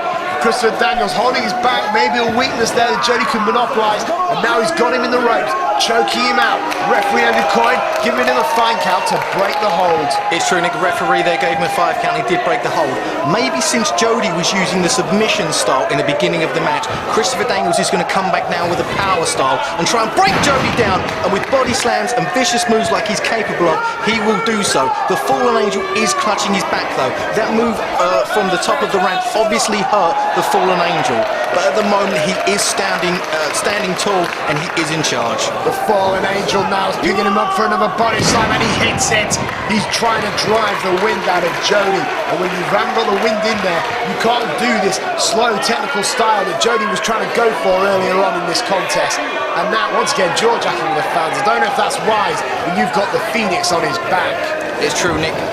It seems as though Fallen Angel and another body slam there for Jody. Maybe the Fallen Angel was just targeting one area. Maybe it's the back, maybe it's the head. But the Fallen Angel is injured himself. In for the pin. 2, and no, it wasn't a 3 count that time. The Fallen Angel, Nick, he was trying to shake the cobwebs up. And a vicious kick there. The Fallen Angel was trying to get his momentum back, trying to get into this match. And at the moment, breaking Jody down piece by piece, he's gaining his advantage. Christopher Daniels sent Jody, and there's a nice back body drop. Did you see the elevation of that move? And Christopher Daniels smug, believing that he's on his way to victory. And there's the pinfall. 1, 2, and a kick out, Nick. That was the 4th move in a row where Jody Fleisch landed hard on his back, and a stiff kick there from Christopher Daniels. And he's once again jaw-jacking with the fans. He needs to concentrate on Jody Fleisch. But with move after move targeting the back and head area of Jody Fleisch, he could walk out here the victor, and an awesome back suplex there from Christopher Daniels. It's clear to me, Tony, that Christopher Daniels is trying to beat Jody to submission. And look at that legal throttle of the throat. Christopher Daniels complaining that was a pinfall, but I don't think so. Refs aren't that stupid, and quite frankly, sometimes I do wonder. Christopher Daniels looking around, he's like, yeah, where's your boy now? See what I've done to Jody Fleisch? I've put him down, and I'm not going to let him back up. And he's stalking Jody, and there he is, thumping onto the lower back of Jody Fleisch. But you can see that Jody still has that spirit rising within him, like the phoenix that he claims to be. Christopher Daniels whips Jody into the corner, and Jody hits hard. Jody hits hard in the corner. Nick, I've thought about it. If you think about the last rights move, it's a head, a neck, and a back area move. If Christopher Daniels could nail that move, surely it would be all over for the Phoenix. Christopher Daniels is targeting the one area. He's working, he's a tactician. He's taking him apart piece by piece. regardless of what move he's going to use to end this match. It's clear that he is aiming for the back, the neck, and the head, as you were suggesting. Back elbow there by Jody. Jody setting him up, has a victory roll. He's going for it. He's got one, two. No, a kick out from the Fallen Angel. Awesome victory roll there from Jody Fleisch. Jody Fleisch now in. He looks like both men are going for the backslide. Who's going to get the advantage? Is Jody Fleisch. One, two, no! The Fallen Angel managed to kick out. Jody now going for another pinfall attempt. He gets it. One, two, not quite yet. It was tight, but it wouldn't do. Oh, there's a chin breaker. Nice. Jody's been knocked senseless. And now, a beautifully executed T-bone suplex. Sorry for cutting you off there, Nick. Yeah, that was a few awesome moves there from both wrestlers. A few pinfalls, trying to get the quick victory, but then going back to the power game. Christopher Daniels with a nice suplex. Now basically laying the boots into Jody Fleisch's head and back. Christopher Daniels there, laying the boots into Jody, and he's unceremoniously kicked him out of what I presume he believes to be his ring almost, and now he is on the outside. Now, quite frankly, this could be a dangerous situation. You've got steel rail and steel post. Jody Fleisch sent back first there into the ring, well, basically the ring post, the thing that holds the ring up. That solid steel, that has got to hurt. I mean, Christopher Daniels is as much of an FWA wrestler as Jody Fleisch, Nick. He is a former FWA champion. But at the moment, all he's caring about is laying the boots into Jody Fleisch and walking out of here 1 point richer. Remember, Christopher Daniels has beaten some of the best in this business today, and quite frankly, it would not surprise me to see the Fallen Angel beat Jody Fleisch right here tonight. But the same can be said about Jody, which is why I believe this match to be so even. Now, the Fallen Angel, as he's resting, he's wrenching the back of Jody. This is a wise tactic here. Look at what he's doing, Nick. He's basically got his knee planted right in the back of Jody Fleisch's back, and he is driving in. Jody Fleisch is firing up. He's getting to his feet. He's going to try and reverse it. He's trying to spin Daniels over, and he has done. Jody Fleisch has managed to spin round, but Christopher Daniels is back again and lifts him up. Once again, Blue Thunder Driver, sending Jody down. Two. No! Jody Fleisch managed to kick out at the very last second. Look at Christopher Daniels. He's thinking, ref, what are you on? That was a 3 count. After all those high impact moves, he hit the big Blue Thunder Driver, and Jody is still alive and kicking. I cannot believe that we have seen this much energy from the Phoenix. Off the ropes, he's tilting all around. Oh, and he just drives the knee into the back. Picks up Jody again and onto the other knee. And now it's clear, Tony, he's targeted the lower back. And now he's going to put some... Oh, here we go. The Ascension to Heaven. Oh, the double jump moonsault, and he lands perfectly on Jody Fleisch's back. Jody Fleisch's back. He must be screaming in agony as the Fallen Angel there looks like he's got some kind of crossface maneuver on Jody Fleisch, wrenching his head back. This has got to be pure hell for the Phoenix tonight. This will be bending the spine in an almost unimaginably painful way. And the Phoenix, Jody Fleisch, he needs to get to the rope if he wants to stay in this contest. Not many people can stay in the crossface, because if the pain won't get you, then your black unconscious state will. It's true, Nick. This isn't the Jody Fleisch that we saw in the York Bethnal ring before when he faced Fleisch Barker. This is a whole new Phoenix that I am seeing tonight. The determination on Jody Fleisch is just awe-inspiring. He's trying to get to the ropes. He's trying to save the points for FWA, but Christopher Daniels is not prepared to let that hold go. Jody's almost got to the rope, Tony. Can he grab it? And he does. Jody Fleisch manages to get to the rope, and the referee is telling Christopher Daniels to break the hold. But Christopher Daniels has inflicted a heinous amount of punishment on Jody Fleisch's head, neck, and lower back area. The Fallen Angel, Christopher Daniels, is claiming it was one of the fans that put him off. He's pointing to all the fans, but the referee, Andrew Coyne, he can't do anything for these fans. I think this was a silly mistake from the Fallen Angel, because he might have allowed Jody to recover ever so slightly. It's true, Nick. The fans are not on the side of Christopher Daniels at the moment. You can hear them shouting at him, and you can hear him trying to, no, I don't want to hear any of that. Calm down. I'm the Fallen Angel. I'm going to win this match. But Jody Fleisch slowly is getting to his feet, maybe on the comeback trail. Off the ropes, Jody rebounds, takes him up, Teller-well. Jody onto his feet, ducks the clothesline. Oh! The step of Pinzaguri, and Fallen Angel, he's down. That's right, Nick. Both men are down now. Jody Fleisch saw the opportunity and he took it. Jody Fleisch is back up onto his feet. This is the Jody Fleisch we know and love. It looks like Jody's building up all the momentum in the world. Whips the Fallen Angel off. Superb drop kick to the face of the Fallen Angel. Spinning heel kick. Angel down. Phoenix now picks him back up, whips him out of the corner, the reversal, flips over, nice little flip there, and another enziguri to the Fallen Angel. As the Fallen Angel is stumbling about the ring, surely the only thing that's keeping him up at the moment is the fact he's in an upright position. Jody Fleisch puts a foot on them and goes in for the pin. No. He's not going to pin him like that, Nick. It is about honor. As Jody Fleisch goes for the standing moonsault and hits it perfectly. And now a standing shooting star press to Jody Fleisch. No, it was only a 2 count. Maybe if he'd have hit that move from the top rope, it would all be over right now. Jody Fleisch looks like he's heading up to the rings. That's me. That moonsault standing shoots. Oh, beautiful Hurricane. Got the pinfall. 1, 2, close. I just wonder if that standing moonsault was more of a hot dog. I've got to wonder how effective it truly was. It may cost him because Nick, an overhead DDT. The Phoenix Jody Fleisch head was driven down into the mat, the cold, unforgiving mat of the ring. And now the Fallen Angel, Christopher Daniels, is signaling for the corner. He's signaling for something, Nick. I don't know what we're going to see here. Are we going to see the Ascension again? But no, Jody Fleisch manages to move out of the way with the last bit of energy he had. Christopher Daniels now has to be all busted up inside as Jody Fleisch has managed to climb to his feet. Daniels went to the well once too often, and now Jody up top. He catches him, he flips off onto his front, and he hits a enziguri of his own. It's been enziguri central at the moment, Nick, as the Fallen Angel goes in for the pinfall. It was only a 2 count. Look at Chris Daniels. He's like, what do you mean, ref? That was only a 2 count. I think it was a perfect display of Jody Fleisch's flexibility. That was one tight pinfall, but he kicked out. He's setting it up, Tony. He's setting up for the Angel Wings. If he hits this, it will be a... Oh, no, he flips up. Goes for the pin. 1, 2... Very close. Very close there. The Phoenix managing to get the pinfall. And once again, That's it. No, the Phoenix got the pinfall on Christopher Daniels. He got the small package. What are we going to see here? Are we going to see a roll up? 1, 2, no. 1, 2, 3. Surely that was... Did he get it? Did he get it? No, obviously he didn't. Otherwise the referee would have rung the bell. Jody Fleisch with a vicious chop there to the Fallen Angel. As he sends him off the rope, Christopher Daniels managed to reverse. And once again into the pinfall. 1, 2.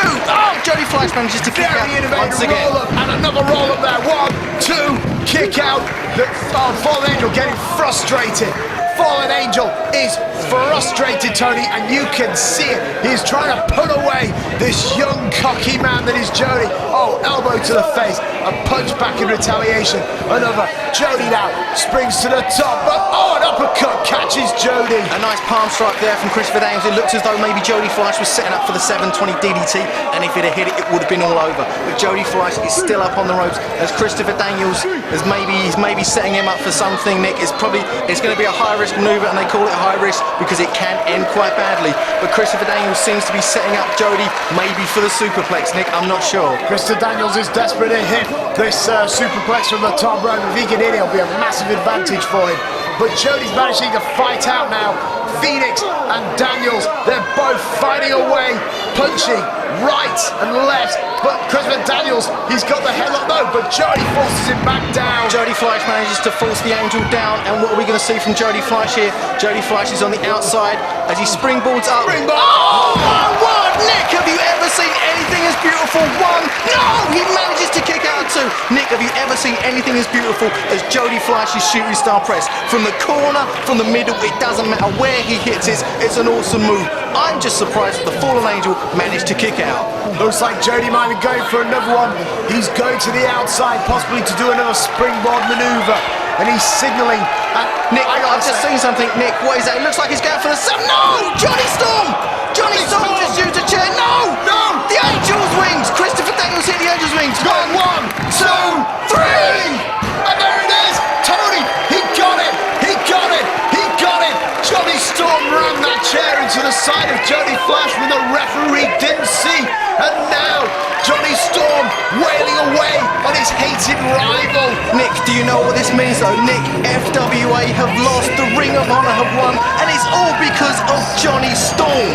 I wouldn't have minded if Ring of Honor won, but look at how Christopher Daniels and Johnny Storm have ruined this contest for me, for you, and for all the fans in the FWA. Oh, what's this, Tony? It looks as though Johnny Storm is helping, surely not. Christopher Daniels has Jody Fleisch in the Angel's wings. As acting commissioner, you've just made a big mistake. Nick, it's Dino Scalo, one of the helpers of the Director of Operations, and both locker rooms are empty, and the FWA and Ring of Honor stars have run down to ringside. They are not happy with the actions of Johnny Storm and the Fallen Angel, Christopher Daniels. Both FWA and Ring of Honor have come to the rescue of Jody Fleisch, and now Johnny Storm and the Fallen Angel, Christopher Daniels, are in retreat. These two men have ruined the competition for everyone here tonight. Nick, but Johnny Storm was backing away. Johnny Storm had a chair in his hand, and Christopher Daniels is talking now with Dino Scalo. He's got hold of Dino Scalo, and Johnny Storm seems to have grabbed the mic for some reason. For 5 years, all I ever heard about was Johnny Fleisch and the FWA. With the hearing now, that's gonna stop, because it's all about me. Johnny Storm is effectively holding Dino Scalo for ransom. FWA, Johnny Fleisch, you can shove it up my arse. Oh, very colourfully put there by Johnny Storm. I think this is disgusting. Because you are probably the worst, fattest, old school piece of shit in this business. Because you trained that goddamn loser. Dino Scalo, I should knock your goddamn head into the 5th row. Nick, I am appalled at Johnny Storm's actions. But we've got better ways to screw you, and that is ruining the FWA by making Ring of Honor beat you tonight. Well, he certainly did that, though there's no shame losing to the Ring of Honor company. You know, I think we were very loud and clear about our message, but it seems you don't really understand. So Johnny, explain it to him in a way they'll understand. No! Dino Scalo just got wiped out, and now FWA and the Ring of Honor locker room are after the Johnny Storm and Christopher Daniels. This is heinous. Dino Scalo just got viciously attacked, Tony. I can't believe the actions of Johnny Storm. I knew he was a small, bitter man, but I didn't know he'd stoop this low. Basically, he's just taken out his former trainer, taken out his mentor, taken out the guy that trained him and Jody, Dino Scalo. He's run to the back like the coward he is. When any of these guys catch up with him, there's going to be retribution.